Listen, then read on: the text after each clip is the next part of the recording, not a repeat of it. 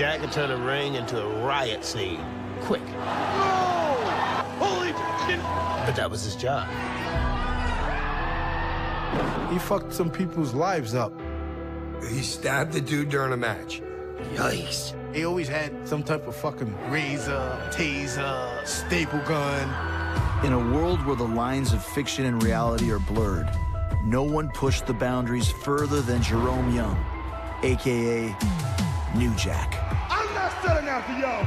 If you don't like me, the hell with all of you. The line in wrestling between cooperation and physical assault is blurred. You can only go so far without your opponent knowing that it's coming. But how far is too far? Fuck you, man. You know what you did. Period. And what happens when a wrestler lost in his character is set loose in a world that rewards extreme violence? You want to talk that big boy shit to me? I would dare you to come to my face and say that shit. I would dare you.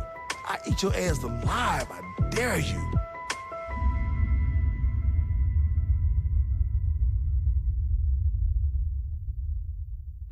Far beyond the world of elbow drops and headlocks lies the underground realm of extreme hardcore wrestling, where fans' appetite for real-life brutality is endless. When audiences thought they'd seen it all, New Jack took it to a whole new level. Many of his performances bordered on criminal, and some crossed that line. In this episode, we'll pull back the curtain of wrestling's most provocative and controversial characters to reveal the man behind the monster and the legacy he has left in his wake. Okay, so for someone who's totally not familiar, who is New Jack? I could not sit here and swear in open court that anything that New Jack ever told me about his background was true or false. I've heard he was a bounty hunter. I've heard he had a number of justifiable homicides to his credit. The way he talks, the way he walks, the way he carries himself, this brother is real. Just imagine a badass, big African-American dude slinging drugs on one of the hardest streets in, like, Harlem, you know what I'm saying? If you fuck with him, he will kill you. Maybe not kill you, but he will fuck you up. He's that tough motherfucker, dude. I went to a movie called New Jack City, just getting into wrestling there. And when I heard the name New Jack, I started playing with it in my head, like hearing fans chant New Jack, New Jack, New Jack, New Jack. How did you come into wrestling? Like, who taught you the ropes? Ray Candy. Well, I got in the ring with him, and he was like, trust me, let me train you. And then he told me something one day that fucked my head up so bad. You got to create something that you've never seen before. I said, what kind of mind fuck is that? You want to create a character? Create something you've never seen before. When I saw Jack come out, he just instantly picked up the energy in the room, and people reacted to it. I'm Jim Cornette, and in the mid-90s, I ran a wrestling promotion in East Tennessee called Smoky Mountain Wrestling. Smoky Mountain Wrestling was looking to break into the Atlanta market, and we needed a heel. When I saw New Jack, he could project that aura of menace. So it was like just straight up motherfuckers from the goddamn hood. And he had an intensity on his face. And then he gets the microphone and he starts talking to the people, and this guy is talking a mile a minute, and he's getting people riled up. I don't care nothing about these hillbillies not liking me. Get in this ring and I'll beat you like I own you. If Eddie Murphy was a bad guy wrestler instead of a comedian, it would be New Jack. He could talk nonstop and he could say these things in an entertaining way, but he would make you hate him. Beyond his natural charisma, New Jack infuses his character with a piercing level of real-world tension. LA was hot at the time because of the Rodney King thing going on. OJ had just killed everybody in LA. South Central LA was on the map. And the whole gimmick, the Raider gear, the gold chain, I took all of that and put it into my character. The Smoky Mountain Wrestling audience was predominantly white, predominantly redneck and hillbilly. All you had to say was, New Jack, go out, piss some white people off, and the rest was up to him. And it was gold. It was genius. I'd like to send a special shout out to my homeboy, O.J. Simpson. Keep up the good work, baby. 2 less we got to worry about. You understand? Keep up the good work. I was like, I want these motherfuckers to believe what I'm doing. I want them to believe what I'm saying is fucking real. To enhance New Jack's cutting-edge character, he is paired with the perfect enforcer, another Smoky Mountain recruit named Mustafa Saeed. He didn't say much, but he looked like he would kill somebody. And I said, a guy that can talk like this New Jack. I'm here, and I'm gonna be here until I feel like I wanna leave. And a guy that looks like Mustafa would be a great tag team. So he said, what's your tag team name? I said, well, actually, we don't have a name. So then he said, what about the gangsters? I said, what about the gangsters? With an AS on the end. Just picture a hard-ass freaking movie in the hood somewhere, dude, and they're the baddest-ass dudes in the hood. I'm the Sandman. I've been a professional wrestler since 1989. I'm the dude. I'm gonna play in a game of pool, and then when I lose, I wanna hit you over the head with a steak and drink your beer anyway. That's me in a nutshell. Yo, the gangsters had a lot of heat down there in them white neighborhoods. The gangsters were a group of young, angry black men telling every white person everything every other black person wanted to say but couldn't. You little Caucasian white devil, I told you that I would get you. The next time that I get to put my hands around that little pink neck of yours, I'ma choke the life out of you. My name is D'Lo Brown. I'm a 26-year pro. God, that sounds so old. My role in the gangsters was I was their head of security. In reality, I was the bump guy. You know, the gangsters would lose no heat, but you could beat me and we can keep rolling. Down goes D'Lo Brown. Hey, wait a minute. New Jack would just stir people up so much. None of his stuff was written. And there are some times I stood there and I listened, I was like, ooh. You wish I was like some more watermelon, chicken bone sucking black folk. Check those promos out. When Mustafa's standing there next to him going, dude, that's what he was doing all day. And you know what I'm saying?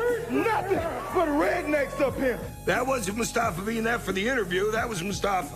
Mustafa's crazy, bruh. The dude was rolling pencil shavings in one of those blunt things, and he wanted me to smoke it with him. I'm like, no, dude, I'm good. Was Mustafa smoking pencil shavings? I plead the fifth. He's like, Jack, this is the new shit. He had pencil shavings. He had some shit he had found growing on the side of the building in the bag. I said, if you spoke this shit, it's gonna come back and haunt you one day. He's like, nah, man, this some good shit, man. I'm fucked up right now. You're a trap. So we sit in the hotel. I hear the knock at the door. So I said, Jack, Mustafa downstairs fighting the cops. So we dropped everything.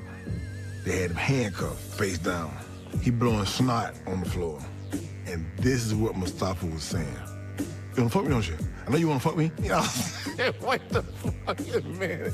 I said, what the fuck is wrong with you? He was like, no, Jack, they wanna fuck me. Everybody wanna fuck me. I said, Mustafa, you lost your goddamn mind. The gangsters had embraced the idea that I'm going to go out there and I'm going to be a menace to society. One night we did a show. I had been to the dentist and my mouth was sore to a point where I couldn't hardly talk. So I said, Mustafa, let's go to Walmart. And I bought a white baby dog.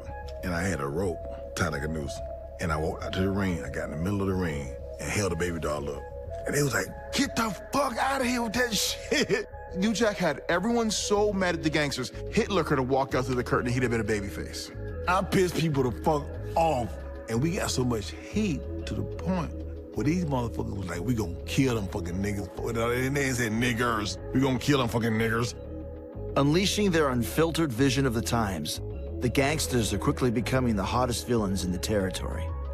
I wanted to get the gangsters right into the tag team title picture, so they have to attack the champions, the Rock and Roll Express. Now, this is Ricky and Robert, the Rock and Roll Express. I mean, these motherfuckers been around forever, and they done been there and done it. Taking controversy to a new level, they decide to recreate the 1992 police beating of Rodney King. But in their version, the roles are reversed.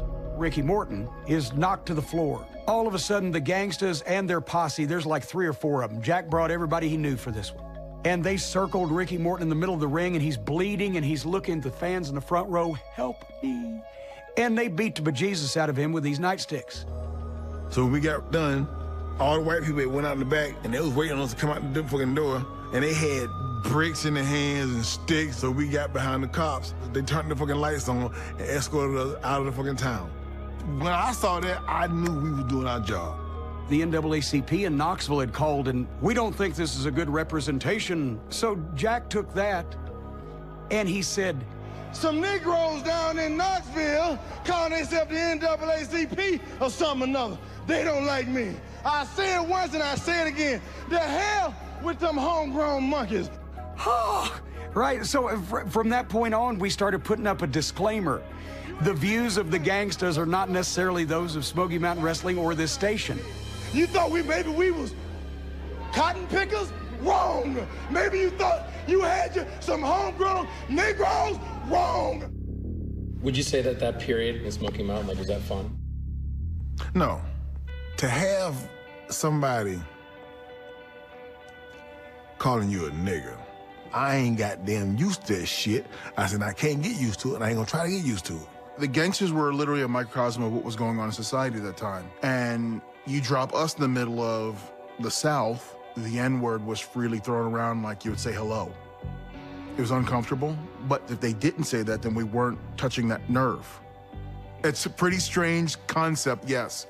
I want someone to hurl racial slurs at me. I had this little boy come with me one day.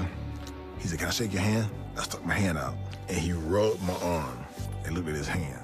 I said, why'd you rub my fucking arm and then look at your hand? He said, I'm sorry. My dad told me you rub a black person's arm, it'll rub off on you and you'll turn black. And I was just like, you little shit. As their provocative routine runs its course, the gangsters jump at a sudden offer from a larger wrestling outfit, ECW.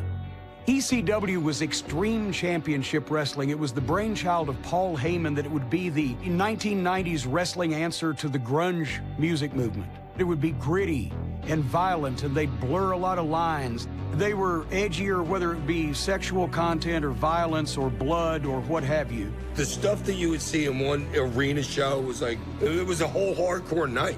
Well, I had been talking to Paulie and ECW. I had never heard of ECW. They invited me to come up there, and I told Cornette, I said, well, Paulie offered me a deal. He offered me a lot of goddamn money. And he was pissed about it. I hated that they left on bad terms with me and me with them, but they couldn't have gone any farther in Smoky Mountain Wrestling. Everything about ECW was not only more violent, but also it was more real to the point where the guys started the trend of really hitting each other with stuff and hurting each other. ECW was filled with wrestlers that would go too far already, and New Jack had to be the guy that went farther than anybody. I'm like, welcome home, motherfucker, you know what I'm saying?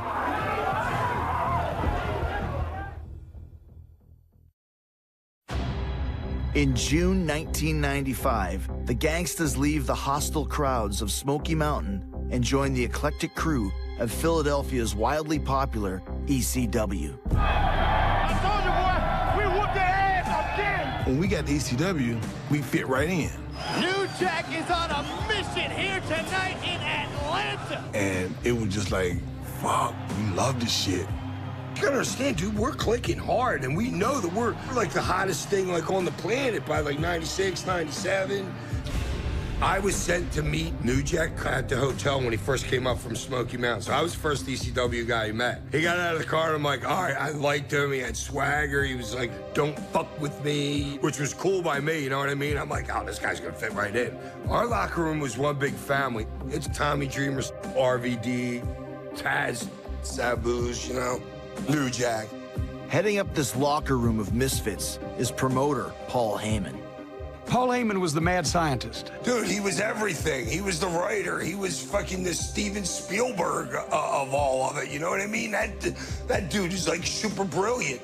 All our careers were jumping, you know what I'm saying? I think New Jack got in that environment, and he always had to be the most extreme guy in any situation, but there were no limits up there. I come out with the weapons, diving on shit, fighting out in the audience, going through chairs and tables and knocking down chairs and shit. It was like blood and guts every goddamn night. I truly feel that the reason why Jack was so violent, so extreme, because the way he grew up, his childhood, his upbringing, I think that plays a part in who he is. I mean, it has to. My childhood was fucked. I had a daddy that was alcoholic. He hated my mom. One night, she came home from work. When she walked in the door, he pulled out a knife and he stabbed her 5 times. He stabbed her. in front of the whole family. He didn't give a fuck. He stabbed her. A few months later, she was like, I'm leaving. She picked me up, tried to put me in the car. He shot her in the back of the leg. This is what I grew up around. And I'm like, you wonder why sometimes I flip the fuck out? New Jack's outlet for violence has taken him to new heights in ECW. But on November 23rd, 1996, a chance encounter with a novice wrestler is about to send shockwaves through the entire wrestling world. Can you tell me a story of the mass transit incident? I knew that was coming. He was 17, he thought he was 21. And he had a little person with him. Listen, New Jack, I'm not gonna lie, he was intimidating. That's because he was always presenting the image that he was sinister. My name is Tiny the Terrible. I was just basically one of those midget wrestlers that wanted to be considered not really as a midget wrestler, just as a wrestler that was just short. So tell us what we're watching here. Jerry Springer, Twin Terrors. Over 52 million people viewed this episode. Jerry's the one that gave me the first opportunity to really speak on a nation level like that. Yeah. Did people recognize you after? Oh, yeah. What was that like? Oh, great, man. You know, that's how I got most of the pussy I got. People, I'm used to having good-looking women. That's true. You know, I'm not gonna sit here. Look, ego too. 'Cause I've been on TV, you know. New Jack was like, if you went out of a script, he would make you pay for it. If you're gonna cut somebody all the fuck up on their first match, that don't make no fucking sense. And you know, and that's basically what happened with a Eric Koulas type situation. Teenage wrestler Eric Koulas calls himself Mass Transit. Dressed in a bus driver gimmick, his matches with Tiny and his brother attract the attention of ECW. He seen the tape of Eric Koulas and my brother wrestling. Paul Heyman couldn't believe that a big guy could work with midgets, because that's like unheard of. The three are asked to appear at an upcoming match in Revere, Massachusetts. The best wrestling is not be able to discern the line between fiction and reality. That was one of the big appeals of ECW. I'm Stu Kaplan. I'm John Donovan. And we were doing security for the show. I was upstairs, I had a walkie-talkie, and someone came on talkie and said, there are some guys here for the show. I saw Eric Koulas come in. I didn't know who he was. I had no idea who he was. And I knew everybody. And they went into the back of the locker room. And that was literally the last time I saw Eric until he came out for the match. No one knows that Eric has lied about his age, claiming to be 21. In reality, he's a 17-year-old minor. Axel Rotten didn't show up for the show. He had a family emergency. So Paulie was like, he gets a tryout. They decided to cut us out. Eric just cut us off and just went for self. This untrained teenager who claimed to be a professional wrestler and had probably wrestled a few local shows, shows up. They needed somebody for New Jack to beat up. So they said, okay. That was their first mistake. So Paulie was like, Jack, y'all go for like 7 minutes. And whatever you want to do to the fat kid, just do it. I said, Paulie, what I'm going to do to him, people going to be talking about this 10 years from now. Well, it's been 20 years and we still talking about it.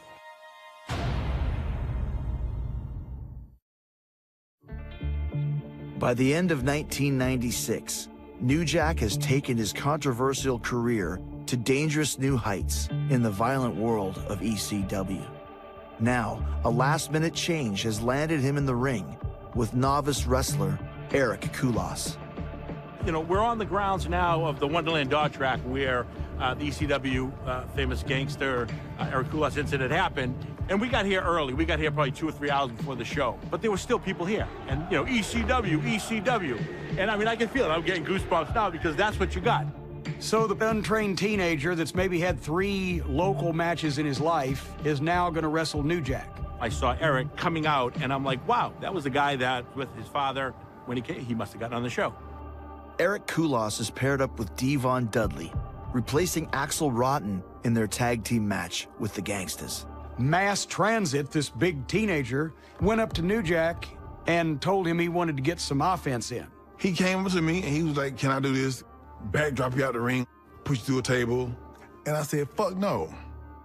That's one of the most disrespectful things that you could do as a wrestler, to come to a vet and tell him what you want to do.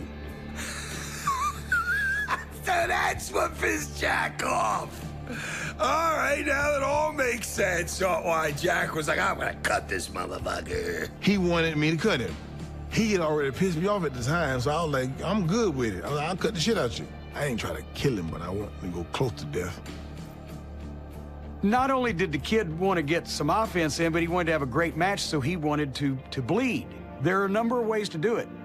There's the hard way, which is basically when you agree with your opponent that he's going to punch you in the eyebrow or the cheek or in some place to bust you open. There's also the easy way. You take a common razor blade, something you find around the house, and you trim it in a fashion that you can wrap it in some tape, and then you can keep it on your wrist, in your mouth, in the waistband of your tights. In wrestling, it was a common gimmick. The blade was never intended to be an X-Acto knife. I've been getting high all day. I mean, so I was high as fuck. So we told Devon, we said, we're gonna throw you out of the ring and don't get back in. You know, Devon didn't get touched, didn't get hit. Everything was mostly focused around Eric. And it was mostly New Jack giving it to Eric. I started beating on him. I was beating him with everything. So when it came time for us to get color, I had a surgical scalpel. They're about that long. And I had it taped to a stick. So I stuck him in the forehead a couple of times and did nothing happen. See, I just sliced him and blood was skeeting out. I'm sure you saw it. And I beat the shit out of the kid. His father was there in the audience. Mustafa picked him up and slammed him. He was bleeding everywhere. The referee didn't even come to the goddamn ring. I'm standing there. And I can see over my shoulder. They need paramedics, but New Jack was firing up the crowd.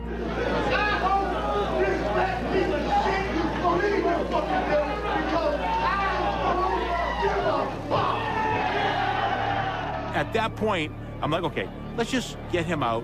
I knew we were part of history. A defiant middle finger from Eric seems to suggest he's okay. But everyone at ringside can see that's not the case, especially his family. His father trying to get in the back, but I'm not going to let him get into the locker room or near New Jack. Did Eric's father say stuff to you? He was just calling me a nigger. He's like, you fucking nigger, you stabbed my son, you goddamn nigger. You know, we was off camera then, and all bets was off. I'd have killed that old man. And I went backstage with him, but I was like, was it worth it? He said, damn, man, they fucked me up. I was the next match. So I bled like a stuck pig that night because I was trying to take a little bit of the heat off of New Jack. Oh, we got in an argument in the car. Eric's father was like, where you guys going? I said, oh, you're fucking giving us a ride back. Oh, no, I ain't. I'm not giving you a ride back. I said, Steve, yes, the fuck you are, or we're going to be fighting again up in this motherfucker. And, you know, he got in the van, he went to the hospital. I remember him taking the bandage off in the car, pulling his hair up, and just looking at it in the fucking mirror. Eric received 50 stitches for his injuries and says he never wants to get in the ring again. I have no feeling from here to here. I have like an indentation in my head from where all the nerves died. It changed him. He was depressed and all that other shit, so. The underground world of hardcore wrestling is exposed to unprecedented national attention as New Jack is charged with assault and battery. So he took me to trial, told my attorney. I said, oh, they offered me a deal. He said, right now they want you to do 5 years. I was like, no. He said, Jack, I think I can beat this case.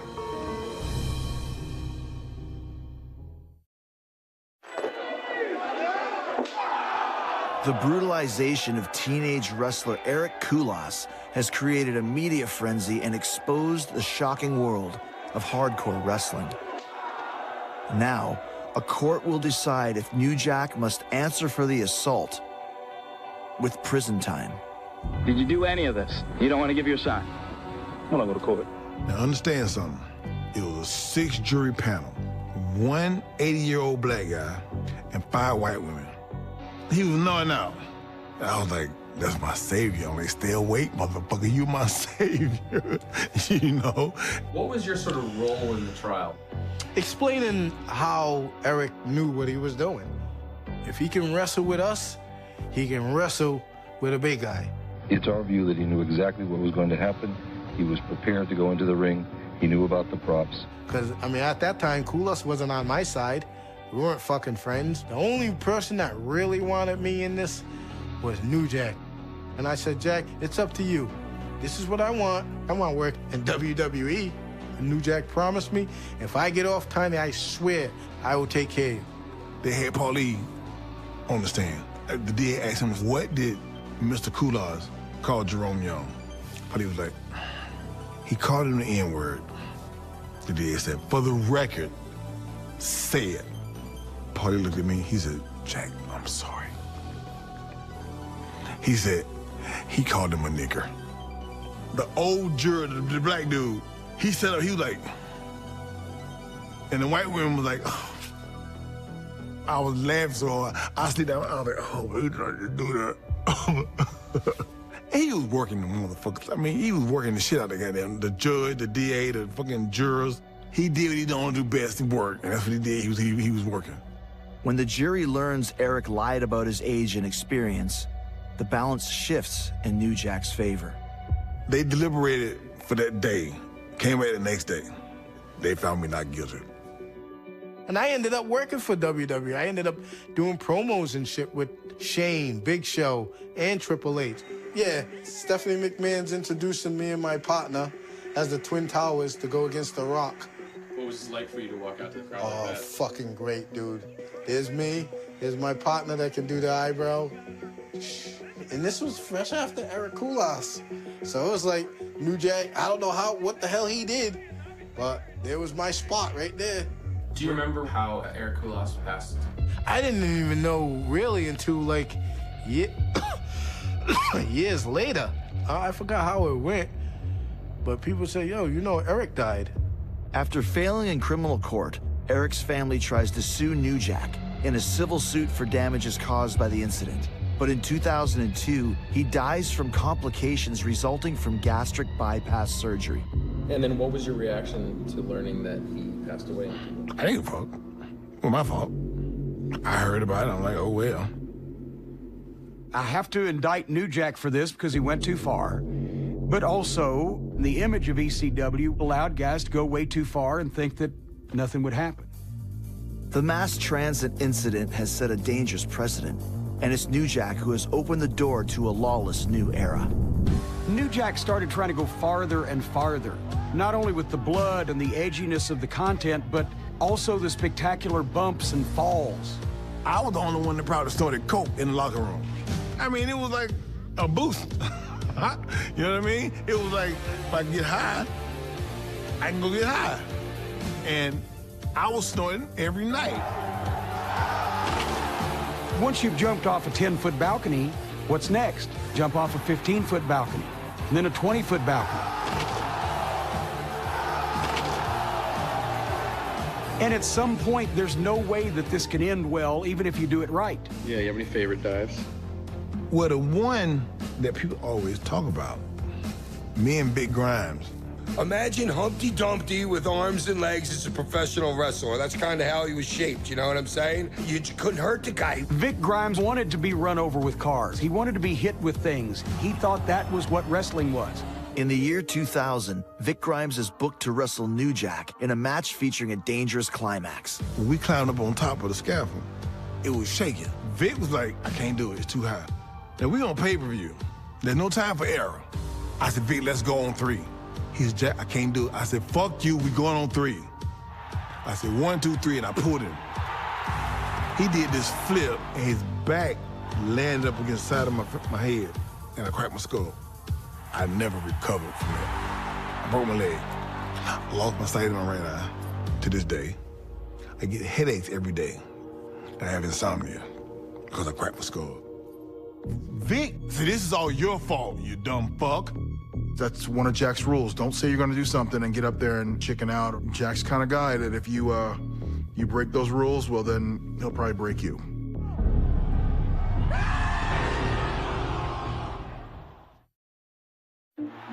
A year after the horrific fall that cracked open his skull, New Jack agrees to a rematch with Vic Grimes with even higher stakes. What Grimes doesn't know is that New Jack is out for revenge. Before the match, I went to a pawn shop and bought a stun gun. Yeah, I was there when New Jack, and he told me he was going to do it before it happened, too, so. What did he want to have happen? He told me he was going to tase the motherfucker. In the locker room. He came up to me. I was ready to kill this motherfucker. He said, I'm sorry. I said, motherfucker, you didn't even call me. I said, home for almost a year. I said, you didn't even call me to see how the fuck I was doing. This is the highest elevation of any match in the history of our sport. Bro, I mean, I was high. You know what I mean? I was high as a motherfucker. So I just tased him. I tased the shit out of him. He's like, Jack, I can't feel my legs. I said, you ain't gonna need them. Bums away.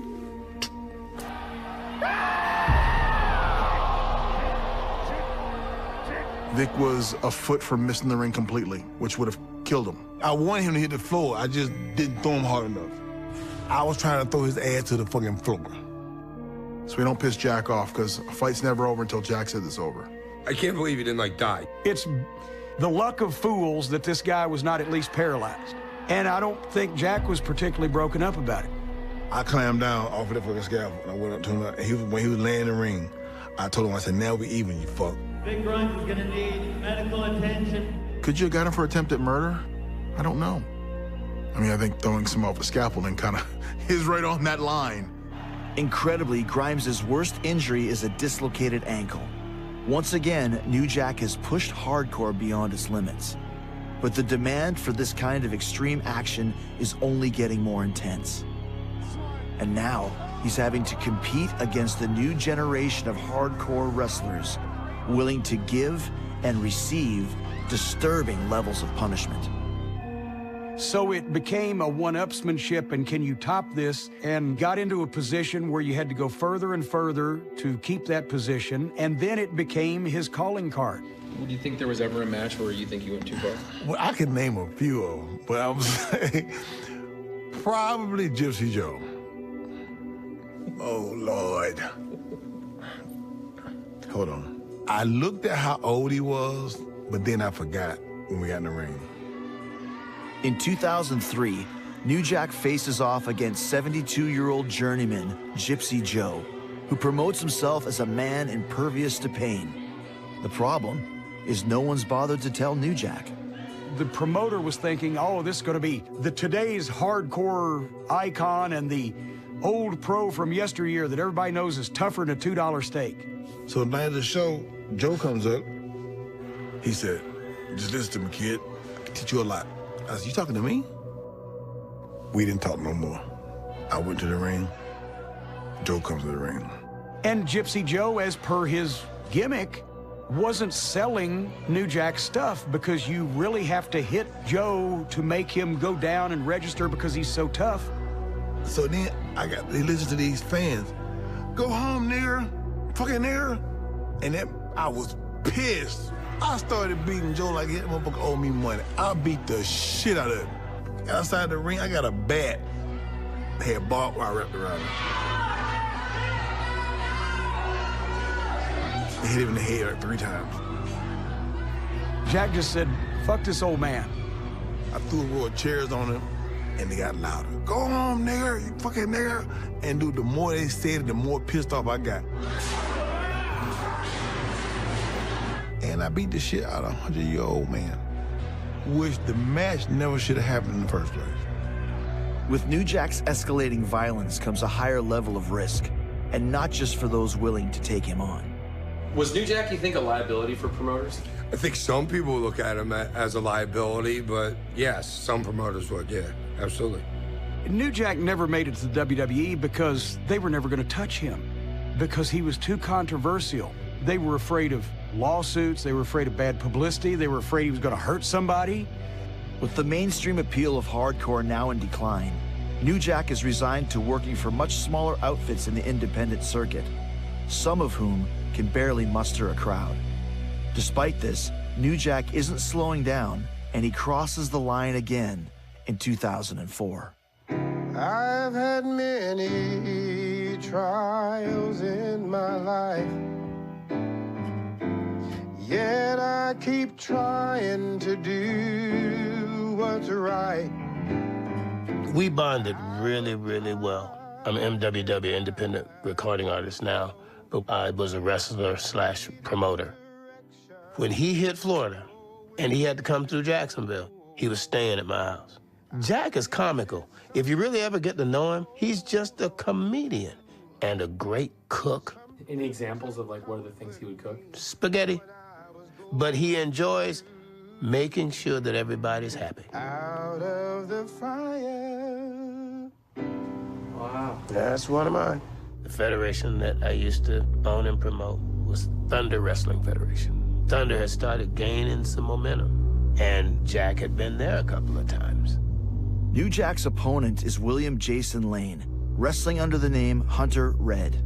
That night, Red had asked me if he could wrestle Jack. When you wrestle an icon, it kind of moves you a little bit. It's on your resume. And I said, well, Red, that's a whole different ball game. Hunter Red comes up, he's like, what you want to do? I said, dude, we're going in the back and talk about this. He said, well, we can talk about it now. I said, no, we're going in the back and talk about it. So I laid it out. I said, well, this is what we're going to do. And in the middle of me talking, he got up, he said, all right, whatever the fuck, fuck it. I'm looking around like, what the fuck? I said, who put him up to this? I said, I will see you in the ring. What the fuck ever we do, I'll just whatever. Something was troubling Red. The actual reality of wrestling New Jack, I think it kind of set in. Once again, I've been snorting coke. Once again, I was high as a motherfucker, drinking vodka, like I'm doing now. And I had a claw, a Wolverine claw. It had these 3 blades on it. One of the blades that broke off, and I had it in my pocket. When the match began, Red picked New Jack up and sat him in a corner. And he punched me. My nose is big enough, I don't need nobody to help me get this motherfucker no bigger. Then he punched me again, in the nose. It looks like this guy's really hitting Jack hard, and then Jack, well, the way Jack moves across his ring, now he's hooking him, and he's talking to him. I said, you trying to handle me? I said, you really trying to handle me? Uh-oh. Jack's reaching in his pocket for something. He's cutting him. What the? Oh, my! He's stabbing this mother. Run! Oh, shit. Ooh!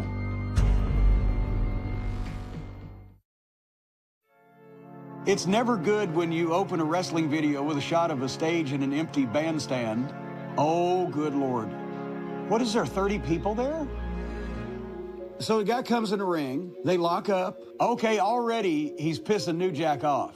And he pulled a knife out of his fucking pants and is now apparently stabbing this guy who's trying to get away? What the fuck is going on here? But is he actually stabbing this fucking guy? Look at that woman with her hand over her mouth, and the kid, the 10-year-old kid, is sitting there going, this is a first in 125 years of wrestling history. Yeah, this is not something that does the public image of professional wrestling a world of good. The line in wrestling between cooperation and felonious assault is also one of those lines that's blurred. But I always looked at it this way. If 2 guys agree to something beforehand, and everything that happens in those parameters, they are working together. If something happens that is egregiously outside those parameters, such as just take a knife and just slash a guy's face, that's crossed the line from cooperation to felonious assault. I stuck him like 9 times. On the news, they said 16. I said, no, it was 9. I counted, it was 9. For the second time in his career, New Jack's violence in the ring lands him in trouble with the law, and the evidence against him is impossible to ignore. The guy that called the cops, he said there's been a stabbing at the Ramada Inn. There's a black guy with camouflage on stabbing a white guy. So that's how they treated it. The cops came in, guns drawn. Get on the floor. I remember the police officer asking Jack, why do you hate white people? And I just looked at him. But I thought that was really inappropriate. They put Red on a stretcher, and Jack left in a police car. New Jack is charged with aggravated battery and faces up to 15 years in a Florida prison. They took me to jail. Hunter Red come up to the jail. I'm like, why are you here? He said, I got an idea. I'll drop the charges. You take me on the road, and we can make an angle out of this. Hunter Red is looking for New Jack. He's out for revenge. He said, we could do the whole Florida circuit. I said, well, you gotta drop the charges first. I stayed in jail for 3 weeks. He went and dropped the charges. I went home, put my shit in storage, and I left Florida. That was the last time I talked to him. I mean, it was on the news, and my mom saw it. And she was like, oh my God, I can't believe you went up there and you stabbed somebody in the ring. You should be ashamed of yourself. I'm like, bitch, it was a fucking show. What the fuck? Leave me alone. You know what I mean? Because me and my mom, we never got along. She didn't fucking back me when I was wrestling. I'm like, bitch, I got action figures in Toys R Us. How many of your fucking friends' son got action figures in Toys R Us? My dad died when I was 5. He died when I was 5. But I remember the fucked up shit he did before he died. And I'm like, you wonder why sometimes I flip the fuck out? Because motherfucker, I was raised in a family that was fucking retarded. So I'm like, if I show up for a show and I go out there and do my thing, be grateful that I ain't attacking your ass. You know what I mean? The thing with Jack is he was too much into his gimmick. He carried that wherever the fuck he was at. There was no Jerome Young. It was just New Jack. New Jack can't benefit from any of this reputation he's got anymore because he's pretty much his active career is over with. So I think now it's more of an albatross around his neck. I was New Jack when I came in the door, and I'm still New Jack. And so then, who is Jerome Young? That's a difficult question because the line is blurred between Jerome Young and New Jack. If there's a difference, I don't know because I don't know if I ever met Jerome Young. I don't think I wanted to know for sure. Because here was a guy that I could even halfway believe in. The best part about it is the legend, believe it or not, is probably going to be bigger than the person. You know what I'm saying? How stories get, the tales get taller and taller and bigger and better as the time goes. He perfected his craft and brought it to the highest level that he could bring it to because he knew it would leave a lasting impression. New Jack leaves behind a complicated legacy. Pioneering, unrepentant, but above all, without compromise. I don't need nobody out here cheering for me, and most of all, partner, I don't need you. I believe people like that shouldn't get away with it. You know, New Jack ain't gonna probably like what the fuck I'm saying about it. Fuck you, man. You know what you did. You fucked up innocent people. Eric Koulas's family declined to participate in this documentary, stating it was too traumatic to revisit the circumstances and aftermath of the incident in Revere, Massachusetts. Let's say one day they decide to like make a movie about your life. What would be the end of the New Jack movie? I'm sitting in a wheelchair, snorting coke.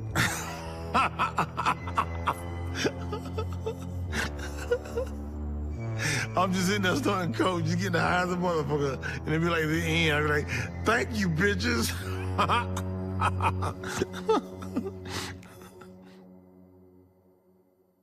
However, Trent, his worry for Pam now a tangible, desperate plea, broke through the professional formality.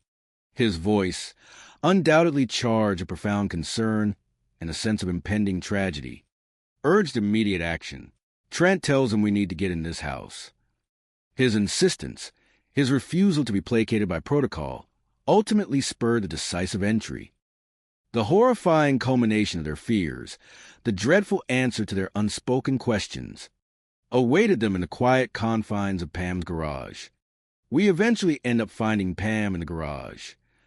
The scene was tragic, a tableau of finality, yet it initially presented a confusing picture. She had her keys in her hand. Her purse was sitting on the first step, and she wasn't breathing. She didn't have a pulse. The immediate impression, for those not yet fully aware of the stranger's ominous presence, might have indeed been one of natural, albeit sudden, death. It just looked very natural, like she just had some sort of medical episode and just fell over dead. The body appeared undisturbed, no overt signs of struggle immediately apparent to the untrained eye. But this initial, superficial assessment, this fleeting comfort of a natural passing, was swiftly and brutally shattered by the undeniable reality of the mysterious woman's actions, her presence, her flight, her silence. But the mystery woman's presence suggests another scenario. The glaring incongruity of a stranger, dressed in a somber cloak of black, emerging from a home where a beloved grandmother now lay lifeless, was a stark testament to the truth. I know that somebody dressed all in black, coming out of someone else's house shouldn't be happening. The instinctive recoil from such an anomaly immediately shifted the narrative from tragic accident to deliberate malice. And then it was like, we got to figure out why is this happening. The question was no longer something nefarious had occurred, but why and who? The peaceful rhythm of Baldwin had been irrevocably broken, replaced by the chilling, demanding urgency of a murder investigation. The shadow of evil had fallen upon their quiet community, and its source had to be identified, understood, and brought to justice. Pamela Britt's life story began in the heart of Mississippi.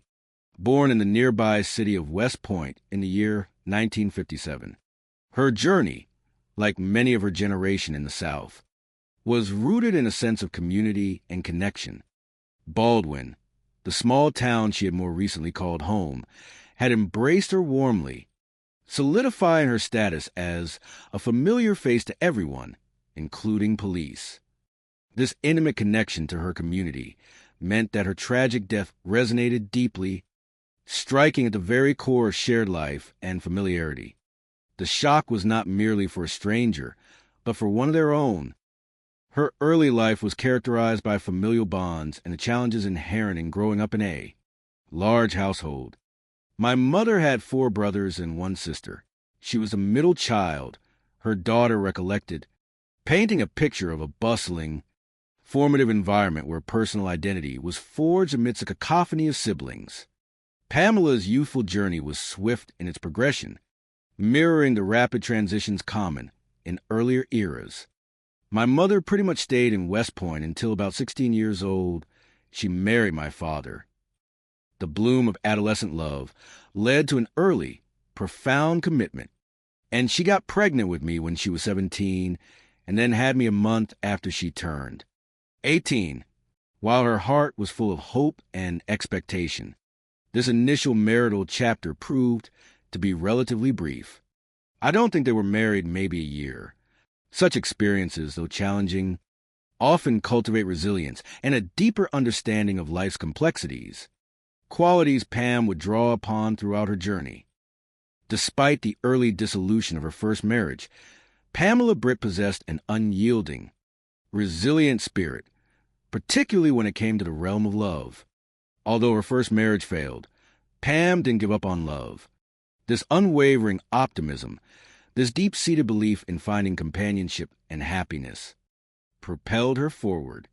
Her subsequent years were marked by a continuous, earnest search for her Mr. Right, a quest that saw her floating in and out of relationships for many years. Each connection, whether fleeting or long-lasting, was a testament to her hopeful heart and her desire for a partner. One significant chapter in her romantic life unfolded when her children were young. When I was about 10 years old, she met my brother and sister's father. They stayed together probably about 5 years maybe. This relationship, though ultimately concluding, formed a crucial period in her children's upbringing. Following their separation, Pam, ever focused on her children's well-being, made another move, shaping their early lives. We moved after they separated. Me and my brother and sister grew up in Nettleton. We had a good childhood. Despite the challenges she faced as a single parent navigating her own romantic path, her dedication to her offspring was absolute. She did what she could to support us. This fierce commitment to her family underscored her inherent goodness and her selfless nature. As her children matured, spreading their wings to forge their own lives and begin their own families. Pamela embarked on a new, hopeful chapter in 2018.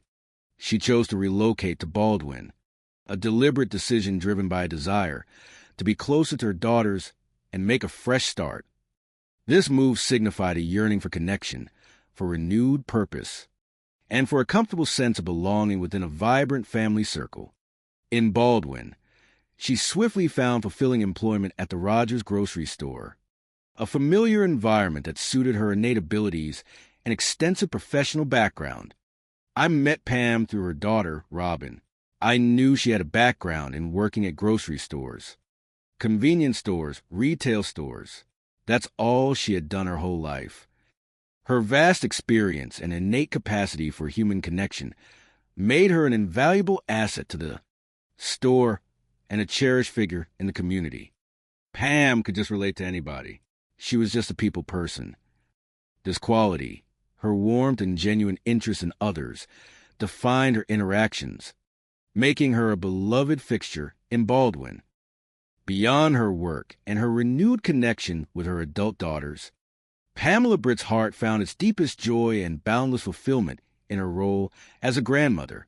Her 7 grandchildren were the absolute center of her world, radiating a light that brought immense purpose and happiness to her later years. Being a grandmother was the best thing to her in the world, a sentiment deeply felt and visibly expressed in her everyday interactions. She was not a distant figure, but an actively engaged, loving presence in their lives. She pretty much helped raise my kids with me. She had them all the time. They were always at her house on the weekends.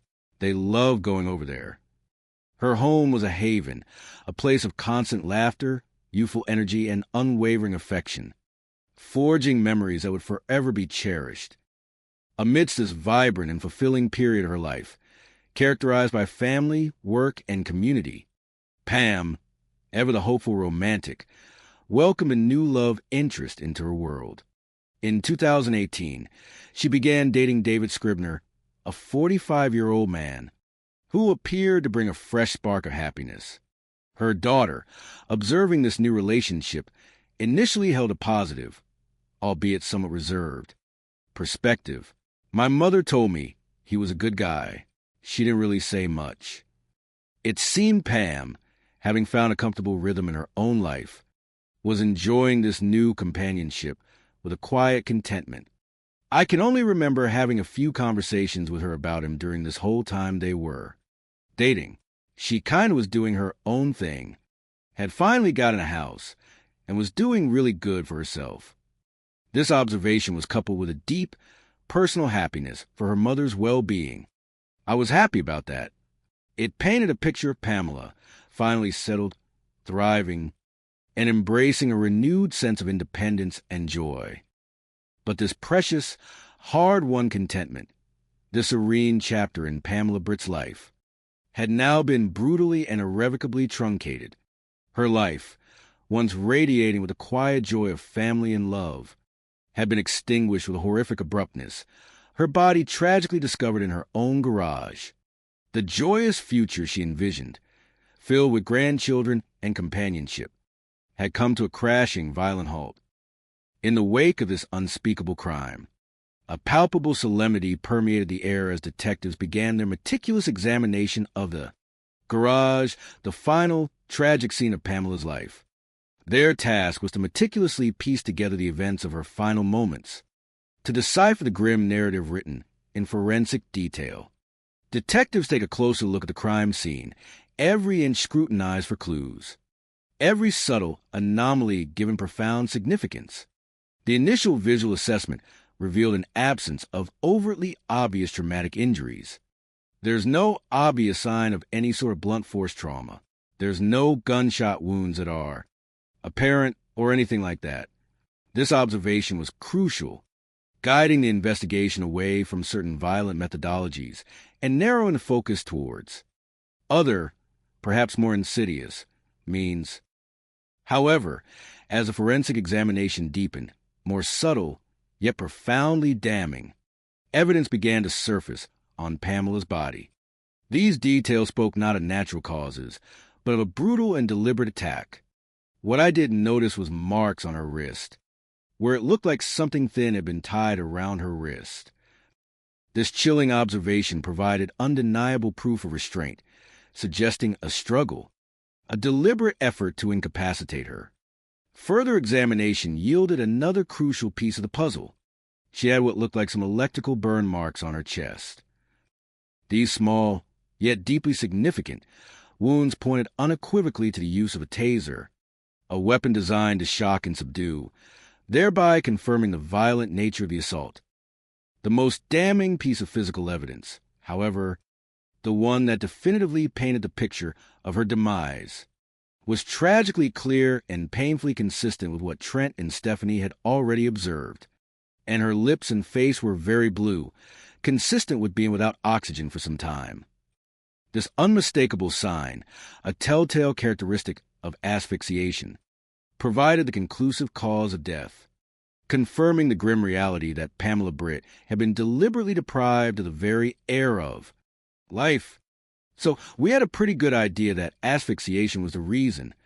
A lead investigator confirmed, the pieces of the macabre puzzle now forming a coherent, horrifying narrative of murder. The next critical step in unraveling this mystery lay with the enigmatic woman, clad entirely in black, who had been apprehended fleeing the scene.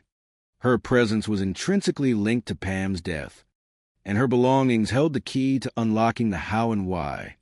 She had been carrying a large multicolored handbag at the time of her detention, a seemingly innocuous accessory that would soon prove to be a chilling repository of lethal instruments. Investigators, with grim determination, started going through what items the lady had in the bag, understanding that within its depths might lie the final, undeniable proof of her heinous crime. What they unearthed from the depths of that bag was, indeed, beyond incriminating, a collection of everyday items repurposed for the most nefarious of ends. The findings were stark and terrifying. There was a pretty stout plastic that you wrapped around a paddle of stuff to keep it from coming apart. It was a roll of that. This was no ordinary plastic wrap. Its robust nature, its industrial strength, immediately suggested a deliberate, specialized use for restraint or sealing, far removed from domestic purposes. The presence of the weapon that left its searing mark on Pam's chest provided irrefutable proof of the attack. A taser was also in her bag, but the macabre collection continued. There was a dark navy pillowcase and some plastic wrap and some zip ties.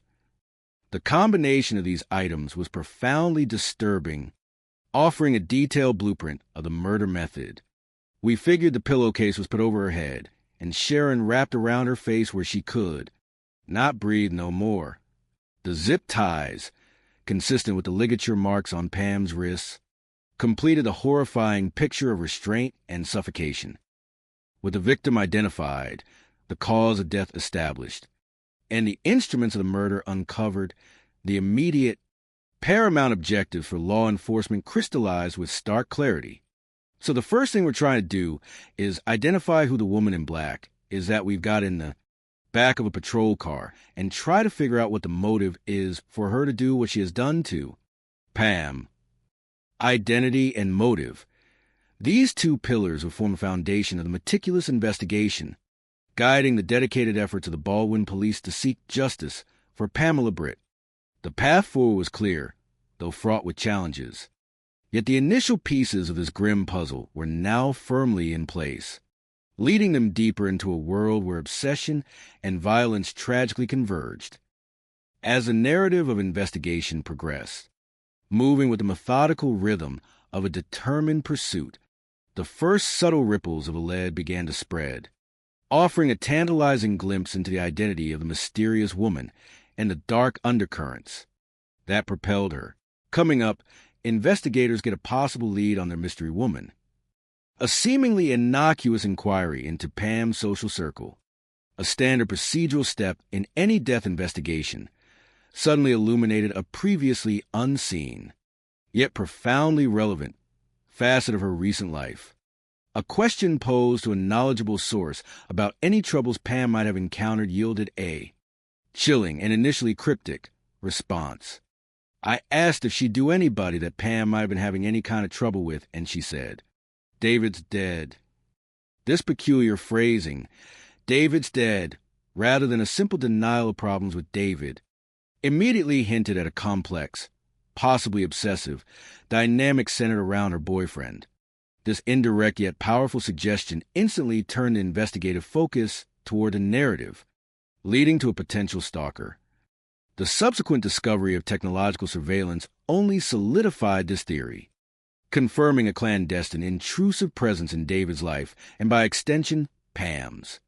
He put a security camera up and caught footage of a woman in a coat that never shows her face, offering a ghostly, yet undeniable, early image of the elusive perpetrator, a shadowy figure moving with deliberate secrecy, hinting at a deep-seated malicious intent.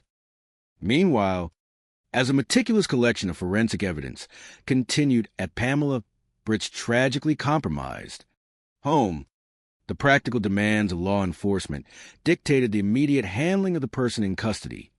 The first officers on the scene, having successfully apprehended the fleeing suspect, undertook the routine but crucial task of transporting her to the police headquarters. However, her steadfast refusal to cooperate, her impenetrable wall of silence, persisted even within the sterile environment of detention. She didn't want to speak, so she was placed in jail. This unyielding silence, a psychological defense mechanism as formidable as any physical barrier, left the identity and motivations of the suspect a profound enigma for a crucial period. And she said in jail, the woman in black remains a mystery. Her defiance underscored the challenges of extracting truth from a perpetrator determined to conceal it, forcing the investigators to rely on ingenuity and hard evidence rather than direct confession. The question of who she truly was hung heavy in the air, a silent demand for identification that drove the subsequent, painstaking investigative efforts. Despite the uncooperative nature of their detainee, the painstaking work back at the crime scene eventually yielded a critical breakthrough. Among Pamela's personal effects, her everyday belongings now imbued with tragic significance. Detectives found a potent lead, a thread that promised to unravel the tightly woven mystery. But back at the crime scene, detectives find a potential lead among Pam's belongings. Pam's phone was in her purse. This commonplace device, a modern conduit for connection, became a vital clue. Upon meticulously reviewing its call logs, a crucial pattern emerged. I looked through her call log and saw that she had been on the phone with Jenna Wade Scrivener, who is also a person that I know from growing up in Nettleton, Mississippi. This serendipitous connection, a familiar name from his own personal history within the interwoven fabric of Mississippi. Communities provided an immediate, invaluable link. Acting on this connection, the detective promptly placed a call to Jenna, initiating a conversation that would pivot the investigation. So I called her, and that's when we found out that Pam had been dating her son David Scrivener from Nettleton. The existence of Pam's romantic relationship with David Scrivener, previously only a suspicion, was now confirmed, setting the stage for the unveiling of a simmering romantic rivalry. The conversation with Jenna Wade Scrivener quickly deepened, yielding the crucial lead that the detectives desperately sought. Probing into Pamela's recent relationships and any potential conflicts, the investigator posed a direct question. I asked Jenna Wade Scrivener if she knew anybody that Pam might have been having any kind of trouble with or things of that nature. The response was immediate and pointed, and she said, yeah, David's ex-Yvonne.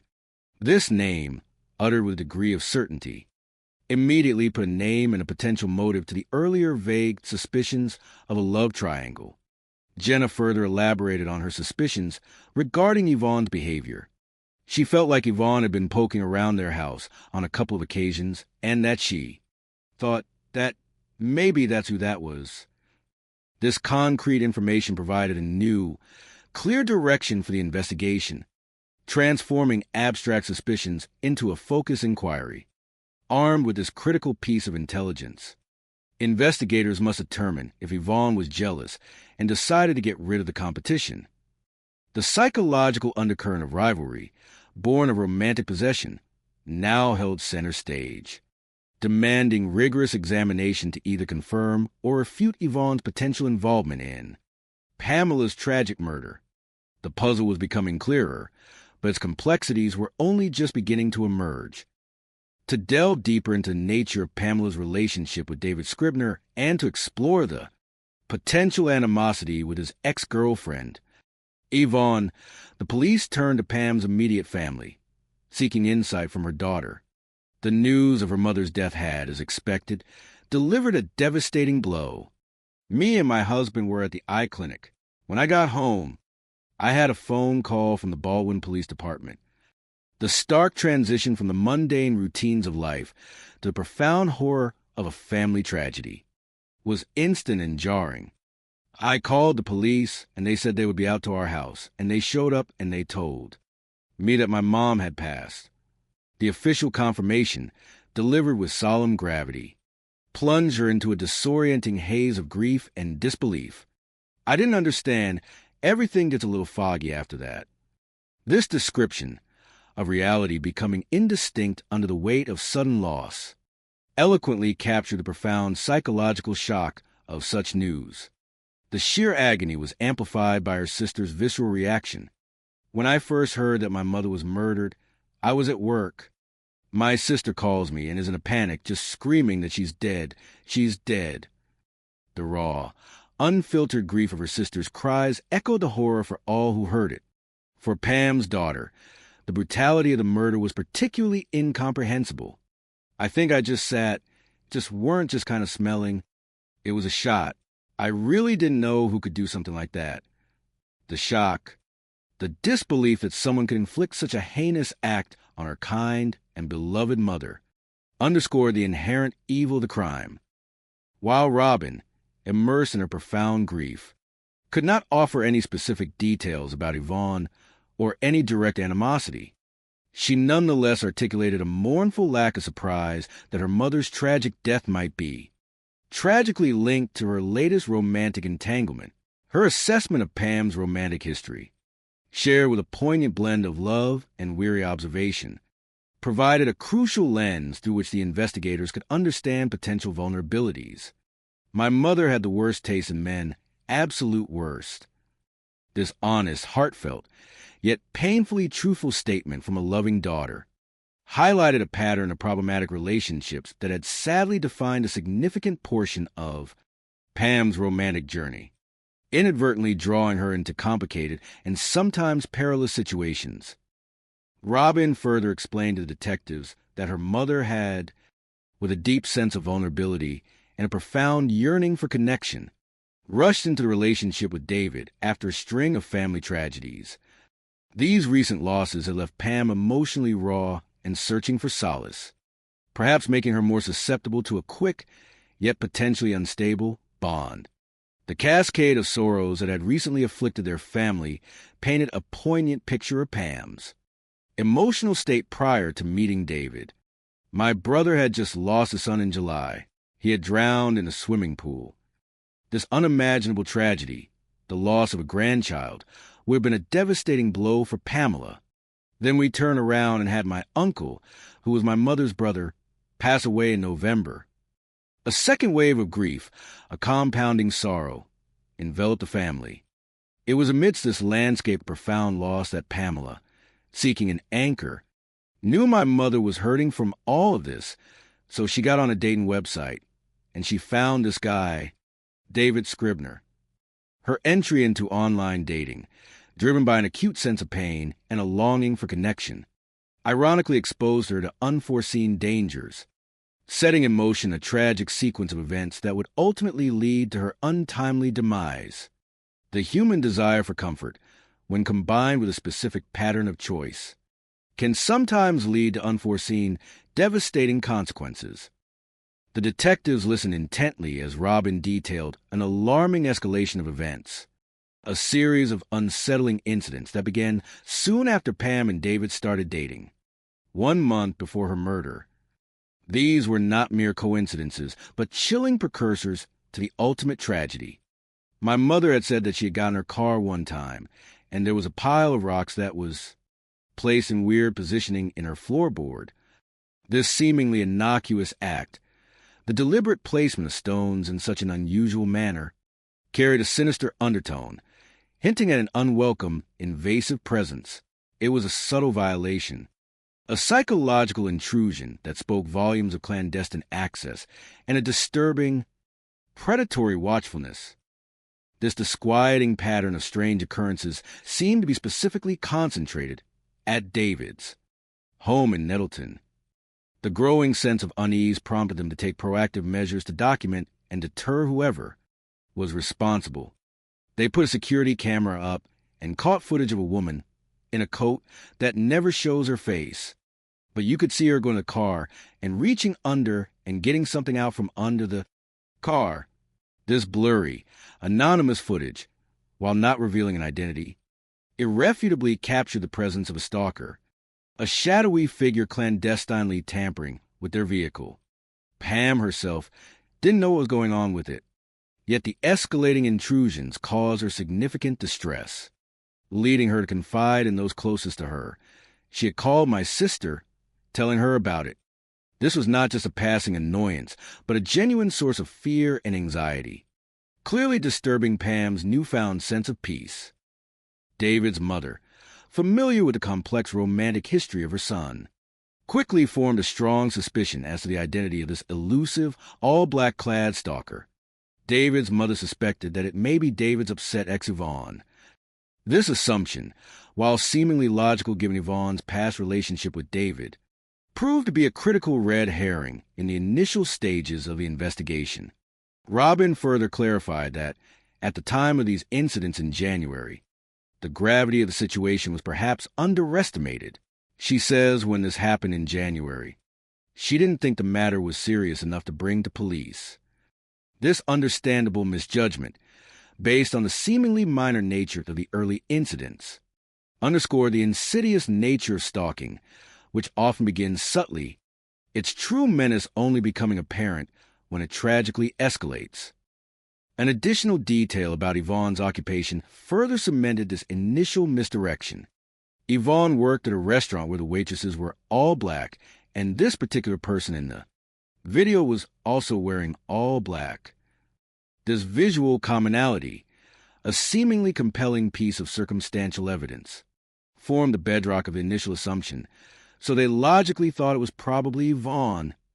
The theory, born a logical leap from limited data, proved to be a formidable misstep, yet a wholly understandable one given the circumstances.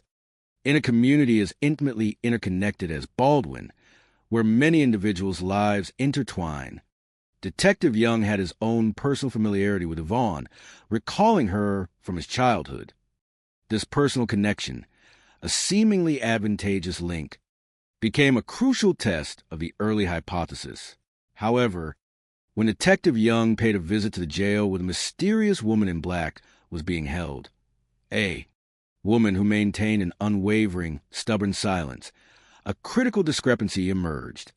Detective Young, looking closely at the face of the uncooperative detainee, does not recognize her.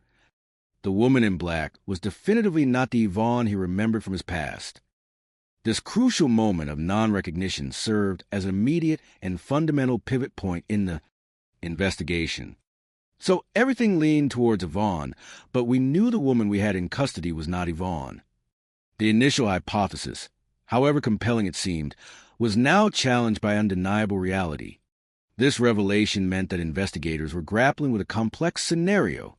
They had a suspect in custody, yet her identity remained unknown and unconfirmed, and a previously suspected individual, Yvonne, who needed to be officially ruled out.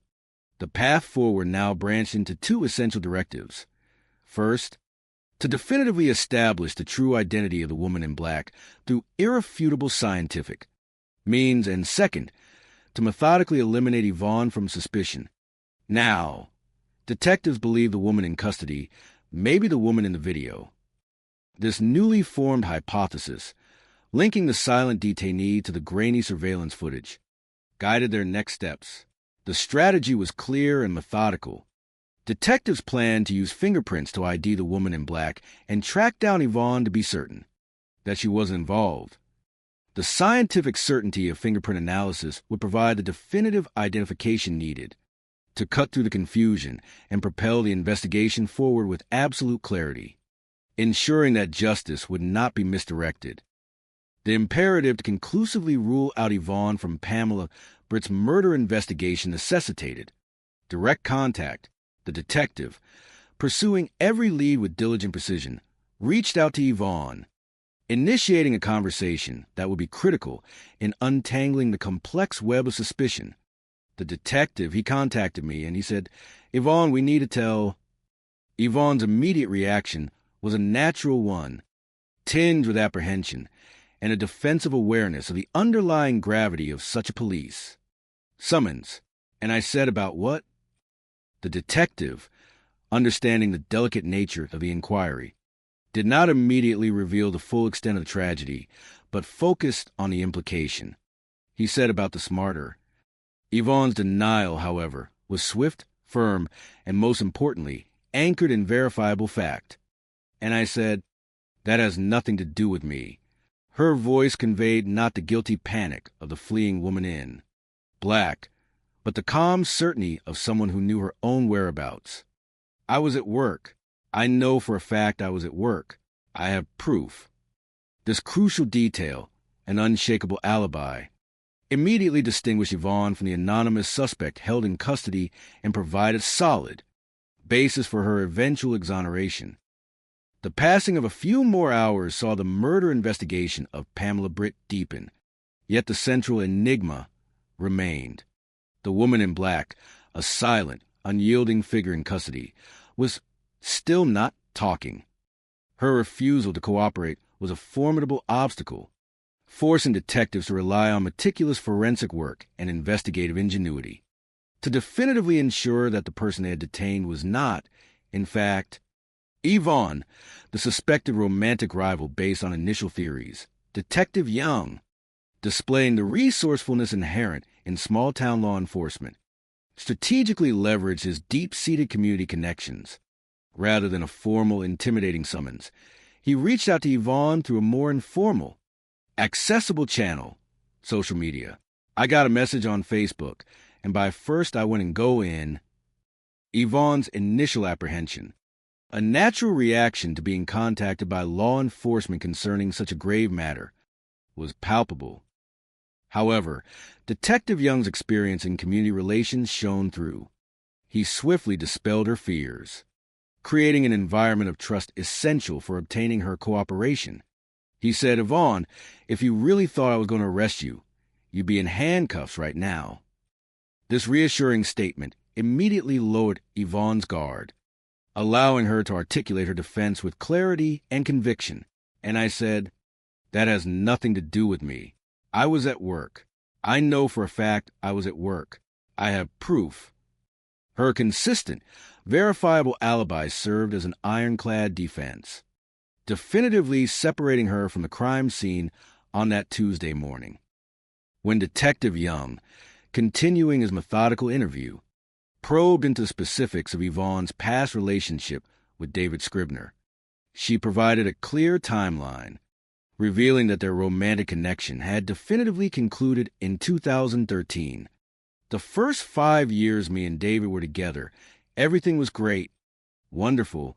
I was madly in love with what I thought," she recollected, a faint echo of past affections coloring her tone. However, the unraveling of their relationship had been fraught with bitter contention, culminating in a particularly painful chapter involving their children. According to Yvonne, it was a messy breakup, which led to custody battle over their children. This legal entanglement had brought immense personal heartache. "My girls had been taken from me in 2018. I was fighting in the court system trying to get them back. The court's subsequent decision had only added to her distress. The court ruled to leave the children with David. This period clearly marked a point of deep personal struggle and estrangement from David, making renewed romantic jealousy a less likely motive.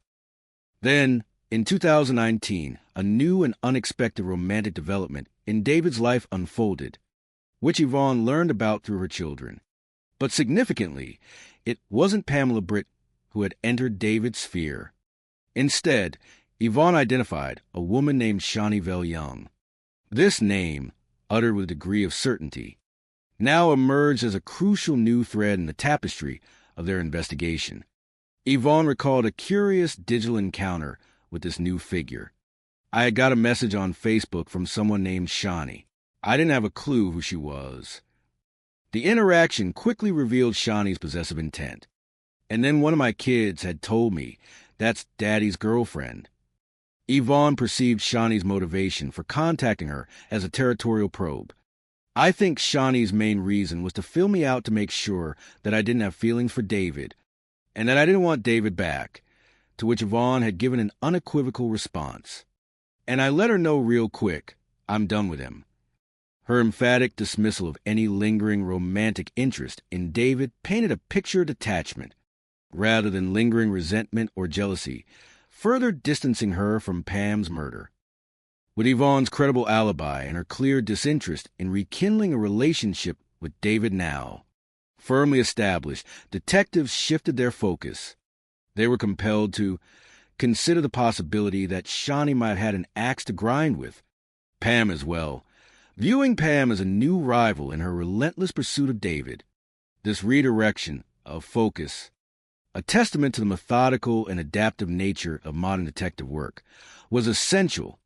After confirming her alibi, detectives conclude that Yvonne was not involved in Pamela's murder. The path towards justice for Pamela Britt now lay firmly in the direction of David Scribner's other ex-girlfriend, Shawneeville Young, a new, more compelling suspect. Her shadow looming ever larger over the tragic events in Baldwin. The complex tapestry of love, jealousy, and fatal obsession was slowly, meticulously being unraveled, inch by agonizing inch, as the investigation drew closer to its dark truth. As the investigative spotlight inexorably began to pivot towards David Scribner and, more pressingly, his other ex-girlfriend, Shawnee, a pivotal, unsolicited piece of communication arrived, accelerating the unfolding drama. Before they can talk to David about the relationship, he contacts them. This proactive outreach from David, likely driven by his own mounting anxieties and suspicions, was a fortuitous development for the detectives. I got a Facebook message from David Scribner, and he asked that I call him as soon as I could, so I did. This direct communication bypassed traditional channels, showcasing how quickly information and concern can travel through digital networks in a crisis. David wasted no time, immediately relaying his deep-seated concerns to the waiting detectives. He disclosed that he had, through the tight-knit grapevine of their small community, already heard about someone being held in custody for Pam's murder, like Yvonne before him. David himself now strongly suspected that the person in custody might be his ex-girlfriend, Shawnee. His fears were rooted in concrete. Alarming observations about Shawnee's recent behavior and her physical location. He explained with growing alarm that Shawnee had been staying with her cousin, Leanne Mann. The critical piece of information revolved around Shawnee's sudden, unexplained absence on the very morning of the murder. She reached out to David, and on that particular morning had left sometime between 3 and 6 a.m. in her car under the pretense of going to work at a restaurant local in Corinth, Mississippi. This fabricated alibi, the meticulously constructed cover story, quickly unraveled as David revealed her actual whereabouts, or rather, her decisive lack thereof, but at this particular time had not returned, and when Leanne started doing some investigating, she had not been at work at all that day. The stark discrepancy between Shawnee's stated intentions and her actual actions served as a blaring alarm, strongly linking her to the scene and timing of Pam's murder. According to David's grim recounting, Shawnee had never genuinely recovered from the painful dissolution of their relationship, an event that had occurred just prior to his meeting Pam in 2018. This enduring inability to move on had festered, transforming into a corrosive, unhealthy obsession He painted a clear picture of Shawnee's consuming preoccupation, revealing she was continuously talking with Lee and about David and Pam's relationship. This incessant, one-sided conversation about David and his new life with Pam spoke volumes about the pathological intensity of Shawnee's fixation, an obsession that was clearly spiraling out of control. With these chilling revelations a full 24 hours into the investigation, the path forward became unequivocally clear. Detectives now possess sufficient cause to summon Lee and Mann for an interview, recognizing her as a pivotal witness who could shed critical light on Shawnee's increasingly alarming behavior. The expectation was that Lee and would hold the key to understanding the sinister shifts in Shawnee's psyche. Lee Ann, however, was not unaware of the unfolding tragedy. She arrived at the station acknowledging that she's already heard about Pam's murder, her presence likely spurred by a growing dread and perhaps a burgeoning realization of Shawnee's culpability. She was accompanied by her friend Beth Reed, whose presence, a silent testament to moral support, underscored the gravity and emotional weight of the situation. Their impending testimony promised to finally unlock the true narrative behind Pamela Britt's tragic death, exposing the twisted psychology of her murderer. Shawnee Val Young's formative years in Tupelo, Mississippi, as recalled by those closest to her, presented a complex picture, steeped in a narrative of unbridled self-absorption and an inherent difficulty in forming healthy relationships. Despite being one of three sisters, Shawnee harbored a profound and relentless need to be always the center of attention. This deeply ingrained personality trait manifested early in life. We were never close growing up. She was very spoiled. This parental indulgence, rather than fostering empathy, seemed to cultivate a strong sense of entitlement and a pronounced inability to engage constructively with others. Me and Shawnee and my other sister, we'd done pageants, and she didn't play well with others. She always thought she was entitled to something more. This early competitive environment, combined with her inherent personality, sharpened her tendency towards egocentricity, fostering a perception that her desires and needs superseded those of everyone else. Her disposition during childhood was disturbingly clear. Shawnee was pretty mean back then. This meanness, rather than being a fleeting phase, manifested in cruel, manipulative behaviors directed towards her siblings, revealing a chilling precursor to her adult actions. My brother and my sister both. Shawnee would beat them and blame them for stuff that she had done. Cruel. This consistent pattern of aggression and deceptive deflection, observed in her earliest years, underscored a profound lack of accountability and empathy, qualities that would tragically define her adult life and her capacity for malevolence.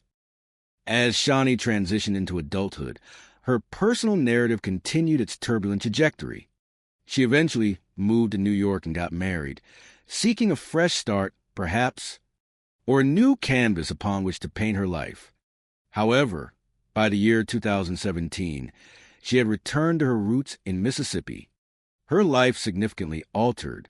She returned a single mother with children by 3 different men, a testament to a complicated romantic history marked by broken relationships and multiple family formation. And it was upon her return that, according to the observations of Lee and Beth, she'd already found her next provider. This cynical observation, devoid of romantic pretense, framed her approach to relationships as primarily transactional, seeking out individuals who could offer her financial or emotional stability. Her modus operandi for seeking companionship was modern, yet rooted in an ancient drive for security. She told me that she had met David online, that David had bought her a bus ticket to come and visit. This digital introduction, followed by a material investment from David, set the stage for their brief entanglement. David, perhaps driven by genuine compassion or a misguided sense of chivalry, felt, for whatever reason, obligated maybe to help her.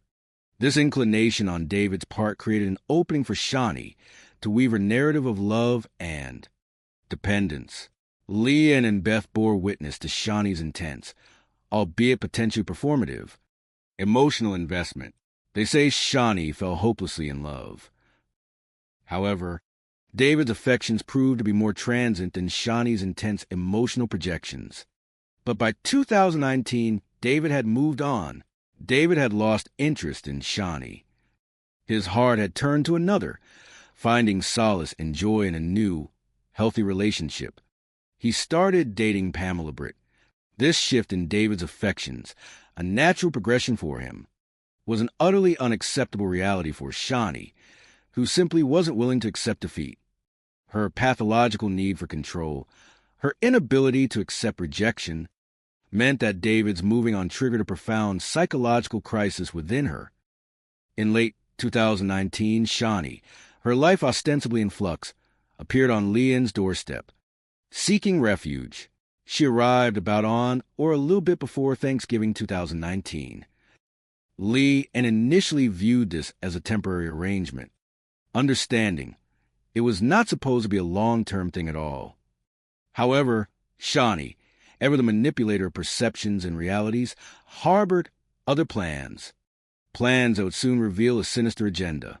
She spun a fantastical tale for Leanne, presenting a version of events that catered entirely to her delusional narrative, directly contradicting David's clear intentions. Shawnee told us that she had come back because David wanted her to. They were in love, and they were going to be together. In Shawnee's warped, self-serving mind, she and David were the true, destined couple, and Pamela Britt was merely an unfortunate impediment, an unwanted interloper. Her possessive conviction was clear. Her take was he was in love with her and my Pam. She said that he didn't want Pam. This fundamental distortion of reality, born of her extreme narcissism and desperate need for control, became the perilous psychological bedrock upon which her tragic, murderous obsession would be chillingly constructed, laying the groundwork for the devastating events to come. As a chilling narrative unfolded, revealing the sinister trajectory of Shawnee's obsession, it became clear that her fixation had indeed metastasized into something deadly, a malignant force destined to claim a life. Coming up, Shawnee's obsession turns deadly.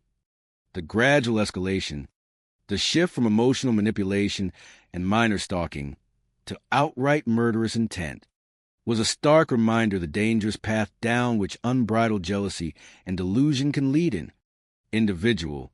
Her meticulous planning, her relentless surveillance of Pamela Britt, spoke of a predatory mentality, a hunter's precision applied to a human target.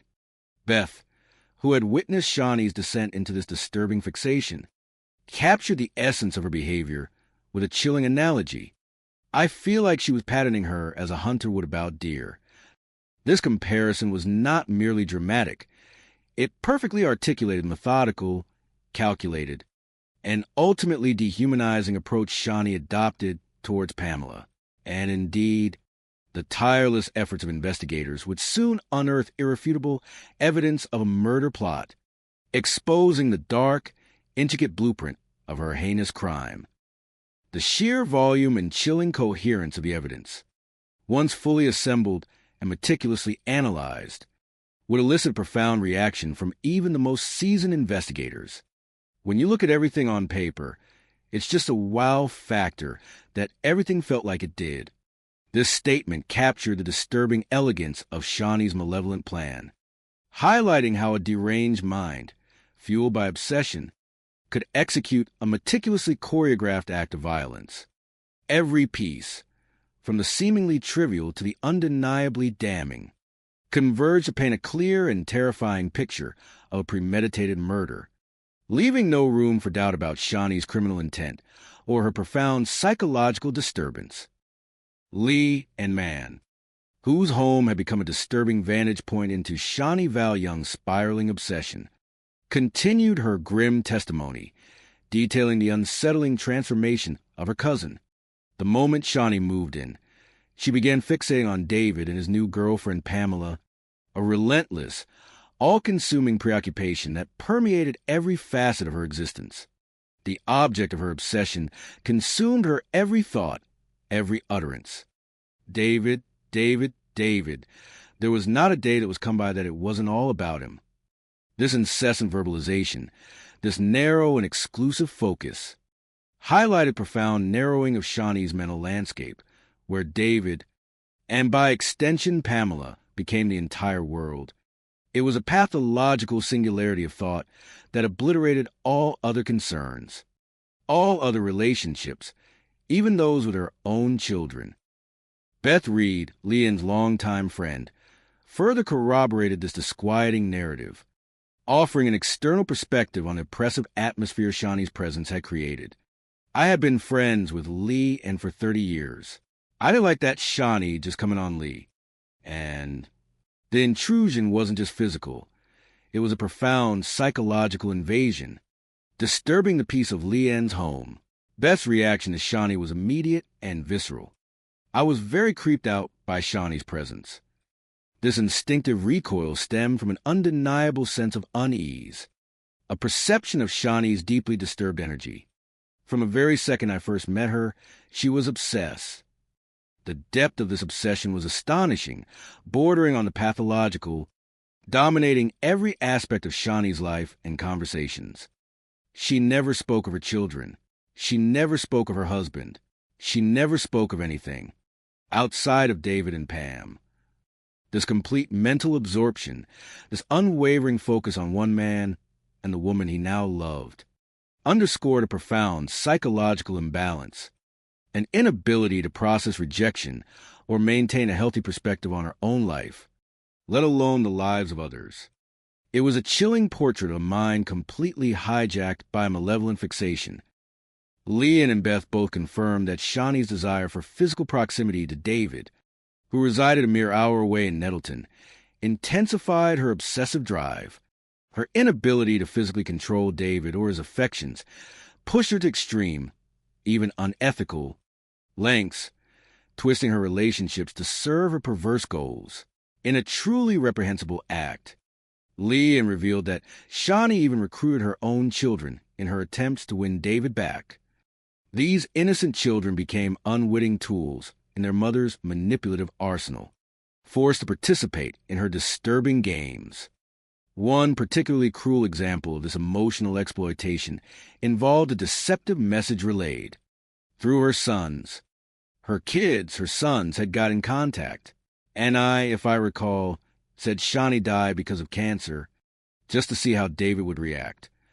This appalling fabrication, designed to elicit sympathy and test David's emotional vulnerability, showcased Shawnee's utter disregard for the emotional well-being of her children and her relentless, almost theatrical, pursuit of David's attention.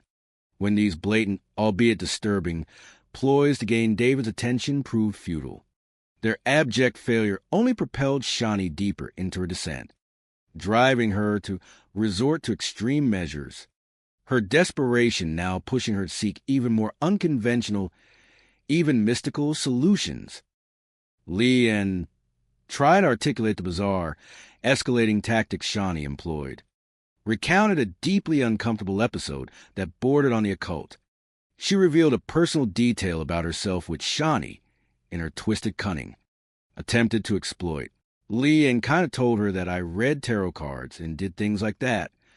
This casual disclosure became a weapon in Shawnee's manipulative arsenal, as she began to press Leanne for her unwitting participation in a nefarious scheme. She had asked me several times if I would do something to break Pam and David up. The request quickly descended from simple wishes to the sinister realm of dark magic, and it was love spells. It was darker-type magic. Shawnee's singular objective, fueled by her pathological possessiveness, was undeniably clear. She wanted him to think about her 24/7, and that was what she was trying to do. This chilling aspiration, to mentally enslave David, spoke volumes about her profound mental instability and her perverse understanding of love and control. An investigator, having traversed the diverse landscapes of human behavior within the state of Mississippi, offered particularly poignant and almost darkly humorous observation, one that cut through the absurdity of the situation to reveal a deeper truth about the persistence, a belief, however irrational, in the face of modern crime. I can't have a murder in the state of Mississippi without a little doo-doo or hoodoo in it. This statement, while containing a wry wit, underscored how elements of traditional folk magic or superstition can, for some individuals, become intertwined with intensely personal conflicts, giving them a distorted sense of agency or justification.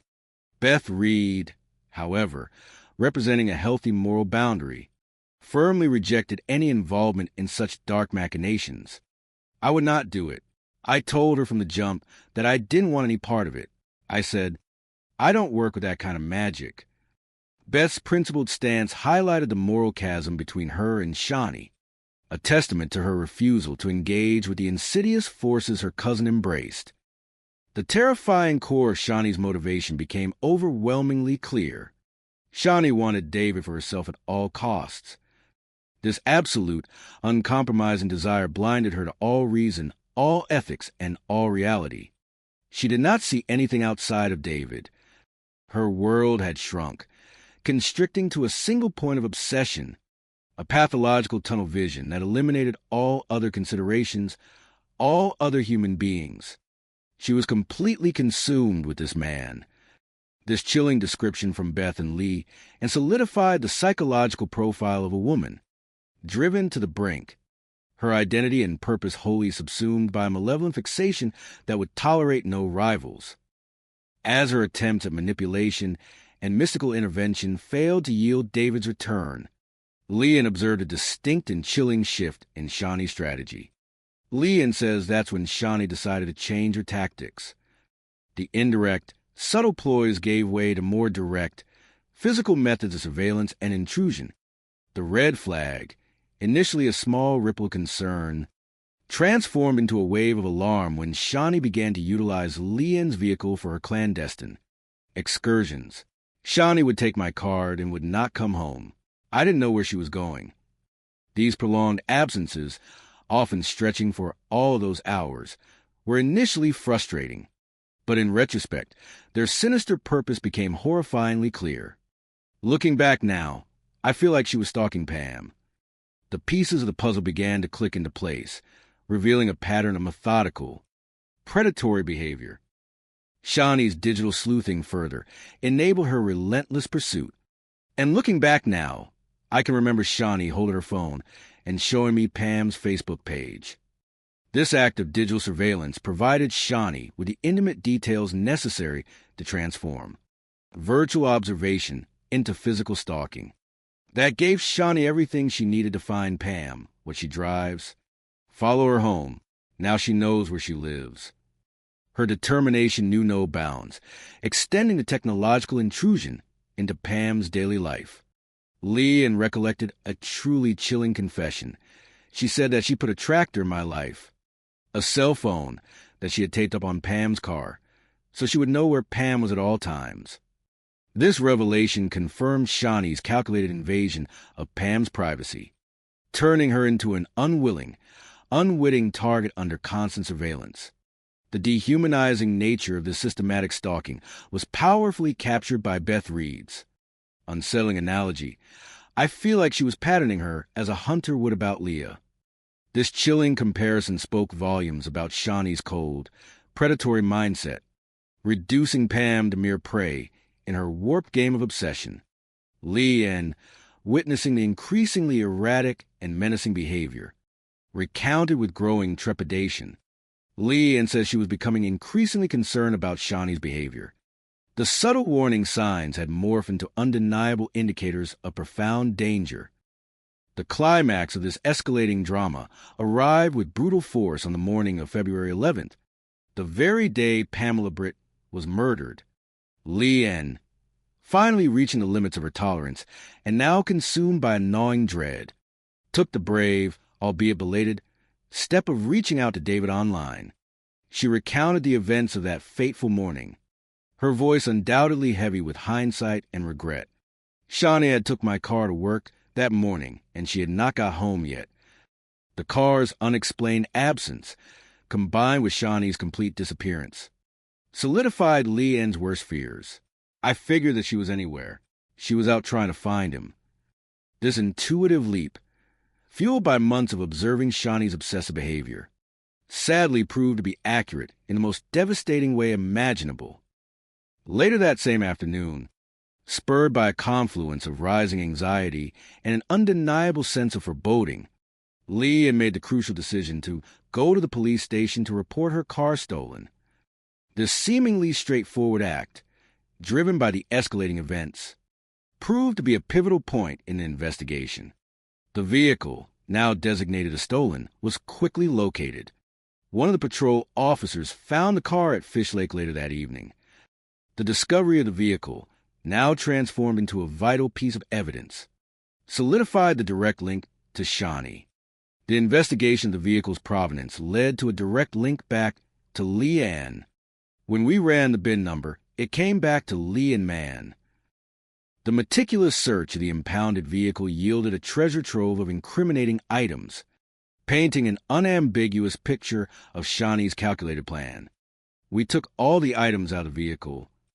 What they found was far more sinister than simple misplaced belongings.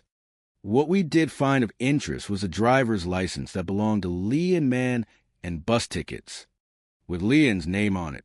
This was not an accident. It was a deliberate, cunning act of deception. The presence of bus tickets back to Indiana and Leon's name immediately suggested a pre-planned escape, a meticulous scheme to flee the state after committing the crime. More horrifyingly, it indicated Shawnee's insidious intent to frame her unsuspecting cousin, diverting suspicion and sending law enforcement down a false trail. So, it's pretty apparent that Shawnee had used Leon's driver's license to purchase tickets back to Indiana and Leon's name. This concrete evidence removed all ambiguity from the case. We kind of felt like at that point we knew exactly who we had and exactly what the motive was. The silent woman in black, whose identity had been cloaked in mystery, finally had a name now forever stained by murder. The woman in black is Shawnee Young. The discovery of the ominous journal entry provided the final, chilling piece of irrefutable evidence, transforming lingering doubts into absolute certainty of premeditation. Hidden among Shawnee's belongings, in her own distinctive handwriting, was an ominous journal entry. This was no casual note, but a deeply disturbing confession of intent, a chilling blueprint for murder. The note said that she was going to make this happen. How she was today was the day that she was going to do away with Pam. The specificity of the date, the cold resolve of the words, left no room for interpretation of impulsive action. Her motive, stripped bare, was laid out in her own words. She wanted David intended to have it. This journal entry eliminated any pretense of innocence, revealing the raw, unadulterated malice that had festered in Shawnee's disturbed mind, confirming her as a meticulous, cold-blooded killer. In the harrowing hours following the discovery of Pamela Britt's murder in her Baldwin garage, the dedicated officers of the Baldwin Police Department, propelled by tireless effort and keen detective work, meticulously pieced together a truly solid case against her boyfriend's ex, Shawnee Val Young. The speed and efficiency with which they connected the disparate dots were remarkable, transforming a perplexing unknown into a horrifyingly clear narrative of premeditated murder. The contrast between the initial bewilderment and the final clarity of the motive was stark, illustrating the profound impact of timely and insightful witness testimony. As an investigator astutely summarized the pivotal turning point, emphasizing the transformative role played by Leon and Beth. Before Lee and before Beth, Baldwin Police Department had a suspect for murder with no motive. Their brave yet personally agonizing revelations had provided the crucial missing link. When Leanne and Beth left after their statements, Baldwin Police Department had a murder with a suspect and a motive. The motive, now laid bare and tragically simple in its raw human pathology, emerged as a destructive amalgamation of primal human emotions. The motive seemed to be jealousy, seemed to be lust, obsession, crazy love. This toxic blend, fermented in the fertile ground of Shawnee's disordered psyche, underscored the powerful and dangerous forces that can drive individuals to commit unspeakable acts. However, as detectives continue to delve into Shawnee's past, particularly her interactions with David Scribner, a fascinating and deeply telling discrepancy emerged. Their review of Shawnee's social media pages yielded a surprise, providing a stark contrast between her internal delusion and the external reality of her relationship with David. But when investigators take a look at Shawnee's social media pages, they're surprised by what they find. The truth, in the cold light of digital evidence, revealed a far more fleeting connection than anyone, least of all Shawnee herself, had previously imagined. The depth of her obsession, when measured against the actual brevity of her romantic engagement with David, was astonishing. So they probably ended up actually beating into 2017 or early 2018 and started spending some time together. This initial period, a brief flirtation, was swiftly clarified by the stark reality unearthed from David's own accounts. At the moment, I thought Shawnee and David dated for months. After knowing the case, it came to 10 to 12 days, maybe the most that Shawnee and David ever spent time together. This revelation underscored a profound delusional aspect of Shawnee's fixation. Her intense, enduring obsession bore almost no relation to the actual, brief reality of their time together. It's not like, there was any rings put on it. The relationship was casual, fleeting, and devoid of any significant commitment from David's side. Yet, by 2019, long after David had moved on and found happiness with Pamela, Shawnee's fixation remained absolute. She was fixated on David and Pam's relationship all day, every day. And critically, David's own sentiment was unequivocal. David, he was not interested in her. This profound disinterest from David, juxtaposed with Shawnee's all-consuming obsession, painted a terrifying picture of unrequited, pathological desire that culminated in murderous rage. The meticulous investigation, propelled by a profound commitment to truth and justice, swiftly turned to the digital footprints left by Shawnee. Detectives, armed with a legally obtained search warrant for Shawnee's electronic devices, unearthed further incontrovertible evidence she plotted out Pam's death. The digital realm, a modern repository of human thought, provided a chilling, unvarnished look into the depths of her depraved planning. Her search history, a macabre catalog of morbid curiosity, spoke volumes about her methodical approach to murder. The search history on her phones was, how to kill somebody in different ways. How long does it take somebody to die? And how do you do away with a body? Can you boil a body away? Just crazy things. These chilling queries, reflecting a mind obsessed with the mechanics of death and the disposal of evidence, painted a terrifying portrait of premeditated malevolence, stripping away any pretense of impulsive action. When you look at everything on paper, it's just a wow factor that everything felt like it did. The disturbing coherence of her digital research with the actual crime underscored the calculating precision of her evil. Among the various devices confiscated, one phone, in particular, resonated with the chilling testimony provided earlier by Leanne. One of the phones confiscated from Shawnee appears to be the tracking device Leanne mentioned. This device was a tangible proof of Shawnee's insidious surveillance, the tool by which she systematically stalked Pamela Britt. Investigators, piecing together the events, firmly concluded that this was placed under the car and surveillance footage, confirming David's earlier observations and the grainy images captured by a security camera. The phone itself, deliberately concealed, further underscored her premeditation. It was plastic wrapped and taped up, which is the one that we believe she put underneath the car when it was parked down at David Scribner's house, and how she tracked her to where she lived at. Beyond the mechanics of the murder, investigators also unraveled a sophisticated layer of deception related to Shawnee's appearance. Her deliberate choice of an all-black ensemble on the day of the murder, initially confusing, now revealed a chilling tactical calculation. Investigators theorize that there was a reason Shawnee tried to disguise her identity. We feel like the suspect was dressing in black to represent Yvonne on camera. This was no mere coincidence. It was a deliberate attempt to impersonate David's other ex-girlfriend, Yvonne, thereby framing an innocent party and diverting suspicion away from herself. The cunning malice of this plan was breathtaking in its audacity. She was wanting Yvonne to go down for this murder charge. Yvonne herself, when confronted with this cruel deception, grasped its terrifying implications, articulating the chilling accuracy of Shawnee's plot. I never met her, but obviously she had met me because she knew what I looked like, how I dressed, how I fixed my hair. Shawnee was setting the stage for everything that was going to happen to be all my fault anyway. I was going to be her perfect scapegoat. The relief, intertwined with horror, was palpable in Yvonne's voice, knowing how close she had come to being wrongly accused. If she hadn't been called, I would have been arrested.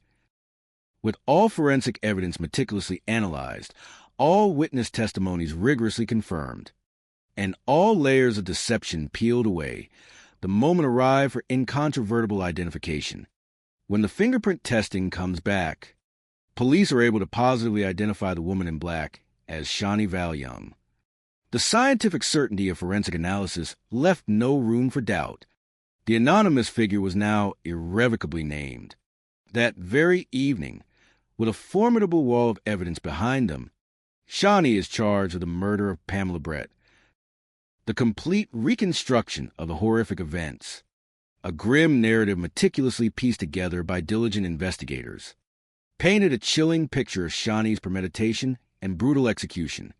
I think with the phone that she put on the car, she tracked Pam to work and then from work to home, establishing the prelude to the attack, a period of methodical surveillance. And she set up her plan to kill Pam. The ambush was executed with cold precision, culminating in the shocking violence of Pamela's final moments. I believe that Shawnee had waited outside the house until Pam came home. The timing was calculated, preying on Pam's return to her own sanctuary. She took the pillowcase that she had in her bag, and as Pam was walking up the steps to go into the house and started to unlock the door, I think she put that pillowcase over her head, jerked her off the steps and tossed her, zip-tied her up, and wrapped plastic around her head until she suffocated from there. This harrowing sequence, deduced from forensic evidence and the items found in Shawnee's bag, describe an act of absolute terror, a swift and merciless end to an innocent life. The horror and calculated malevolence of the act elicited a visceral reaction from the investigators, a profound acknowledgement of the depravity they had uncovered.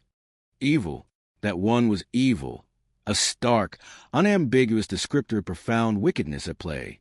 However, in the days and weeks to come, when Shawnee breaks her silence, her story is far from expected. A desperate and self-serving attempt to reshape reality to fit her own delusional narrative of innocence. The pursuit of truth had revealed a monster, but the monster herself would seek to deny her true nature, even as the walls of evidence closed in around her. While Shawnee Val-Young, the woman whose consuming obsession had spiraled into the cold-blooded murder of Pamela Britt, was held on a substantial $5 million bond. The legal machinery of justice relentlessly continued its methodical grind. Prosecutors, armed with a mountain of incriminating evidence, commenced a painstaking process of preparing their case for trial. The courtroom, after all, demands more than mere suspicion. It requires irrefutable proof. As a seasoned legal mind would articulate the fundamental principle of criminal prosecution. In law enforcement, it's not what you know, it's what you can show, what you can prove. And in Shawnee's case, the evidence capable of being shown and proven was overwhelming and damning. The foundational piece of evidence, irrefutable and direct, was Shawnee's physical presence at the scene of the crime. She was caught coming out of the garage area where Pam's body was found, placing her at the nexus of the tragedy. Furthermore, the contents of her bag, a chilling collection of lethal instruments, directly corroborated the brutal manner of Pam's death.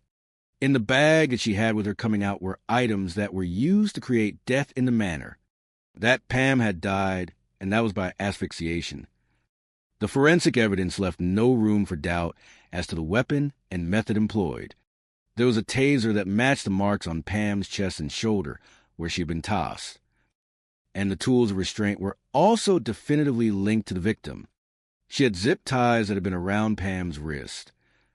Beyond the physical evidence, the psychological underpinnings of the crime were irrefutable, painting a clear picture of Shawnee's motive. We had the history of the obsession that she had with David, just solidifying the motive about why. She wanted Pam out of the picture. All these layers of evidence, each piece carefully corroborated, built an unassailable case. So the evidence was mounted up there. We charge her with capital murder, which in the state of Mississippi, if you're found guilty of capital murder, the death penalty is on the table. The gravity of the charge underscored the heinous nature of Shawnee's premeditated act and the severity of its legal consequences. For the entire month that followed Pamela Britt's murder, Shawnee had maintained a steadfast, unnerving silence, a psychological barricade against self-incrimination. Her refusal to make any kind of statement left investigators to piece together her story through evidence alone. However, in March of 2020, a mere month after crime, an unexpected external pressure prompted a critical change in her strategy. The nascent uncertainties surrounding the COVID pandemic, introducing unforeseen disruptions to the legal system, inadvertently created a window for Shawnee to finally break her silence. Perhaps perceiving an opportunity for tactical advantage, or simply buckling under the immense psychological weight of her incarceration, she agreed to speak. The setting for this long-awaited confession was stark, devoid of pretense. When we sat down, the Lee County Creation Center was just sitting in a room across the table. The interview was a study in profound psychological instability, a whirlwind of fluctuating emotions and self-serving narratives. She would cry 1 minute, holler 1 minute, talk 1 minute, go back to crying. This erratic display betrayed a deeply disturbed psyche, incapable of sustained emotional control or coherent self-reflection. In this dramatic and self-pitying discourse, Shawnee audaciously attempted to reframe her role in Pamela's murder, weaving a delusional narrative that portrayed her as the victim and Pamela as the obsessed aggressor. According to Shawnee, she wasn't the one obsessed with losing David. Pam was, and she wanted to get rid of Shawnee. This astonishing inversion of truth was a classic hallmark of a narcissistic personality, where blame is consistently projected outward. She presented a bizarre, almost nonsensical account of Pam's purported actions, implying a kind of dark, controlling magic I never heard anybody in my whole life. No, not one person. What's happened if you put a suit this way? You want to tell me about it?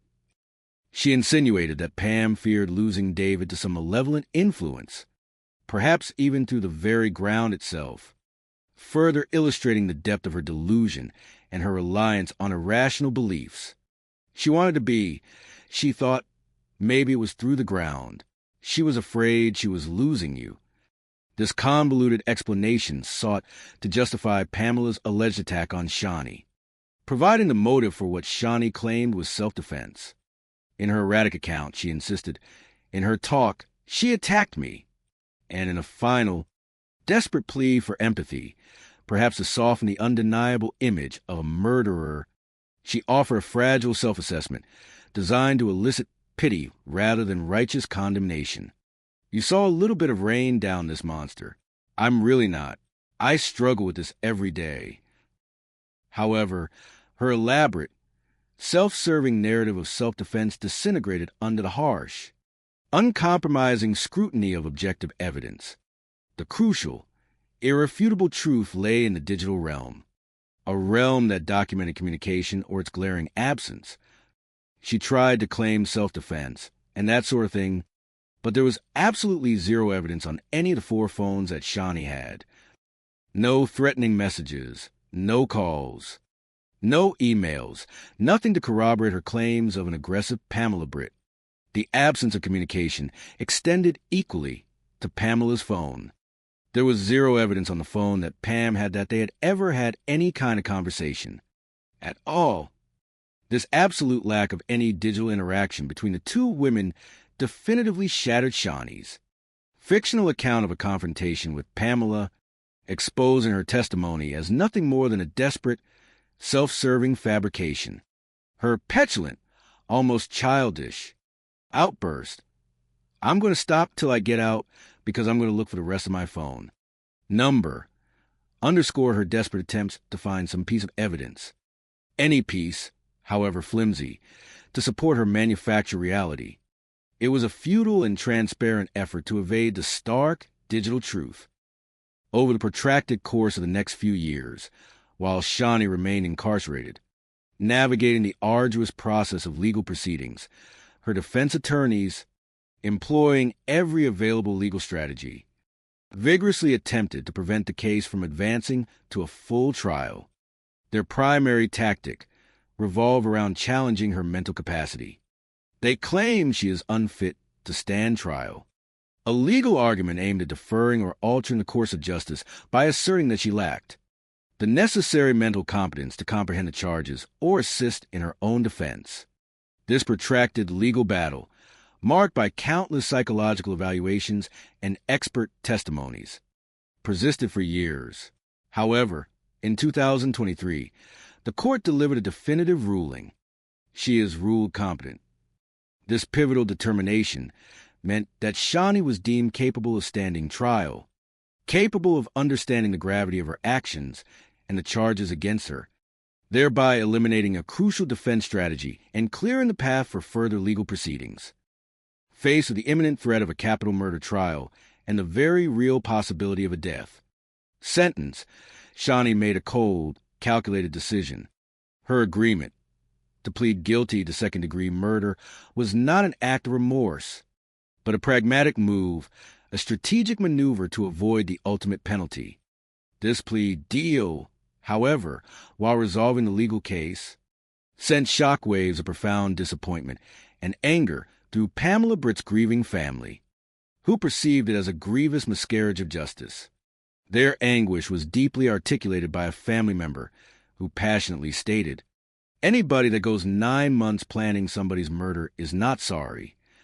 This heartfelt condemnation cut through the legal jargon and plea bargains, speaking directly to the perpetrator's true lack of remorse. She's sorry she got caught.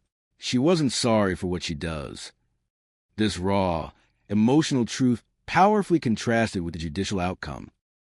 The sentence handed down, they gave her 27 years, felt fundamentally insufficient, a slap in my face to the family who had lost so much.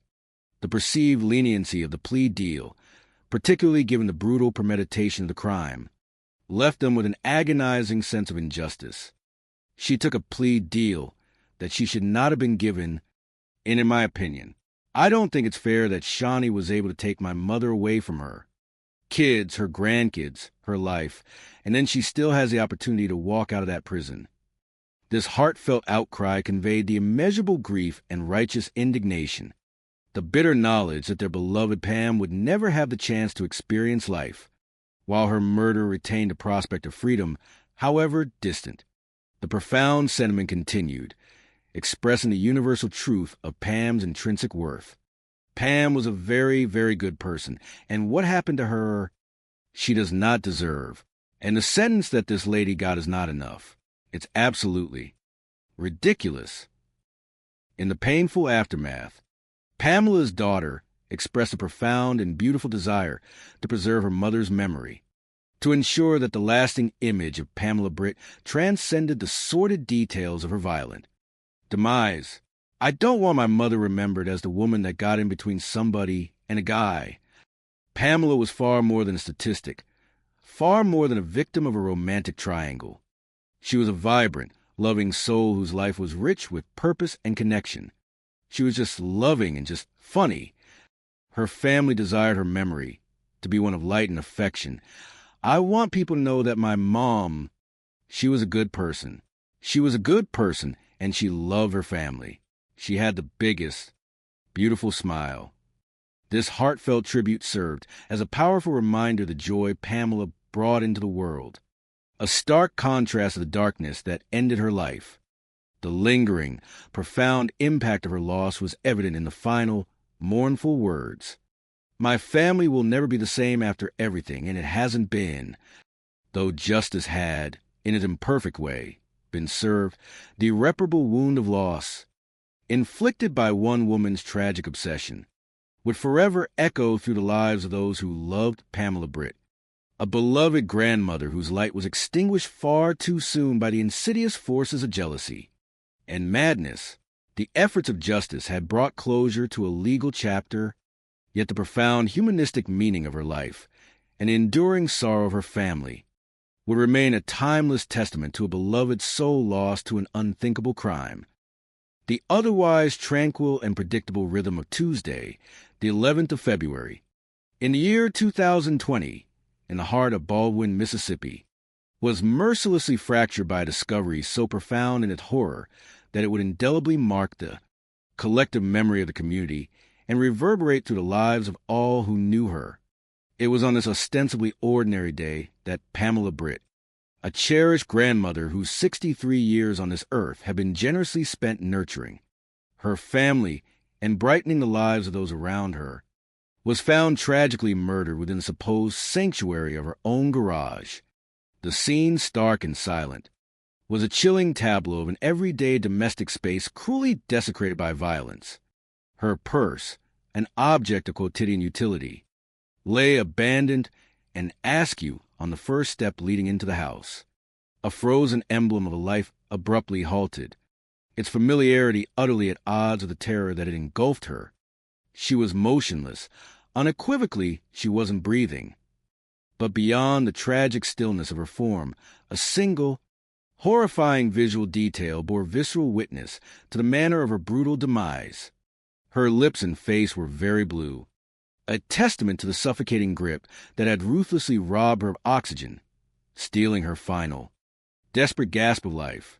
This image, deeply etched into the minds of those who first discovered her, unequivocally declared that Pamela Britt's end was not a gentle fading, but a violent, intentional act, ripping apart the fabric of peace in this close-knit Mississippi town.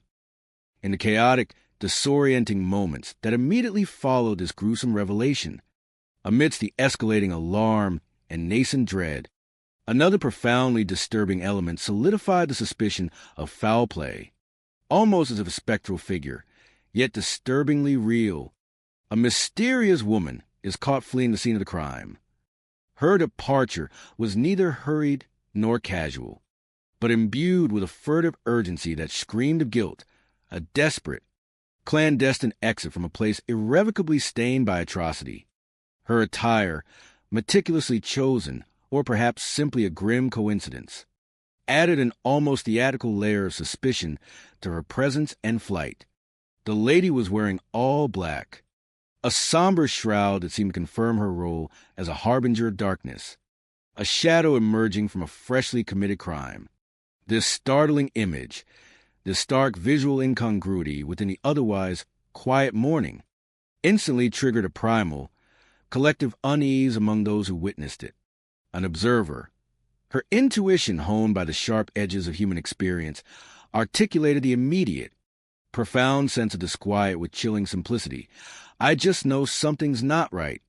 This innate, gut-level conviction, often the most reliable guide in the initial moments of criminal detection, signaled unequivocally that this was no mere accident, no unfortunate medical event, but an act of malevolent design that had plunged Baldwin into an unthinkable nightmare.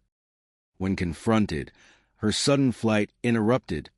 The mysterious woman clad in black offered a spontaneous, unprompted declaration, a defensive maneuver often employed by the guilty, but rarely by the truly innocent. She just said, "I didn't do anything." This immediate,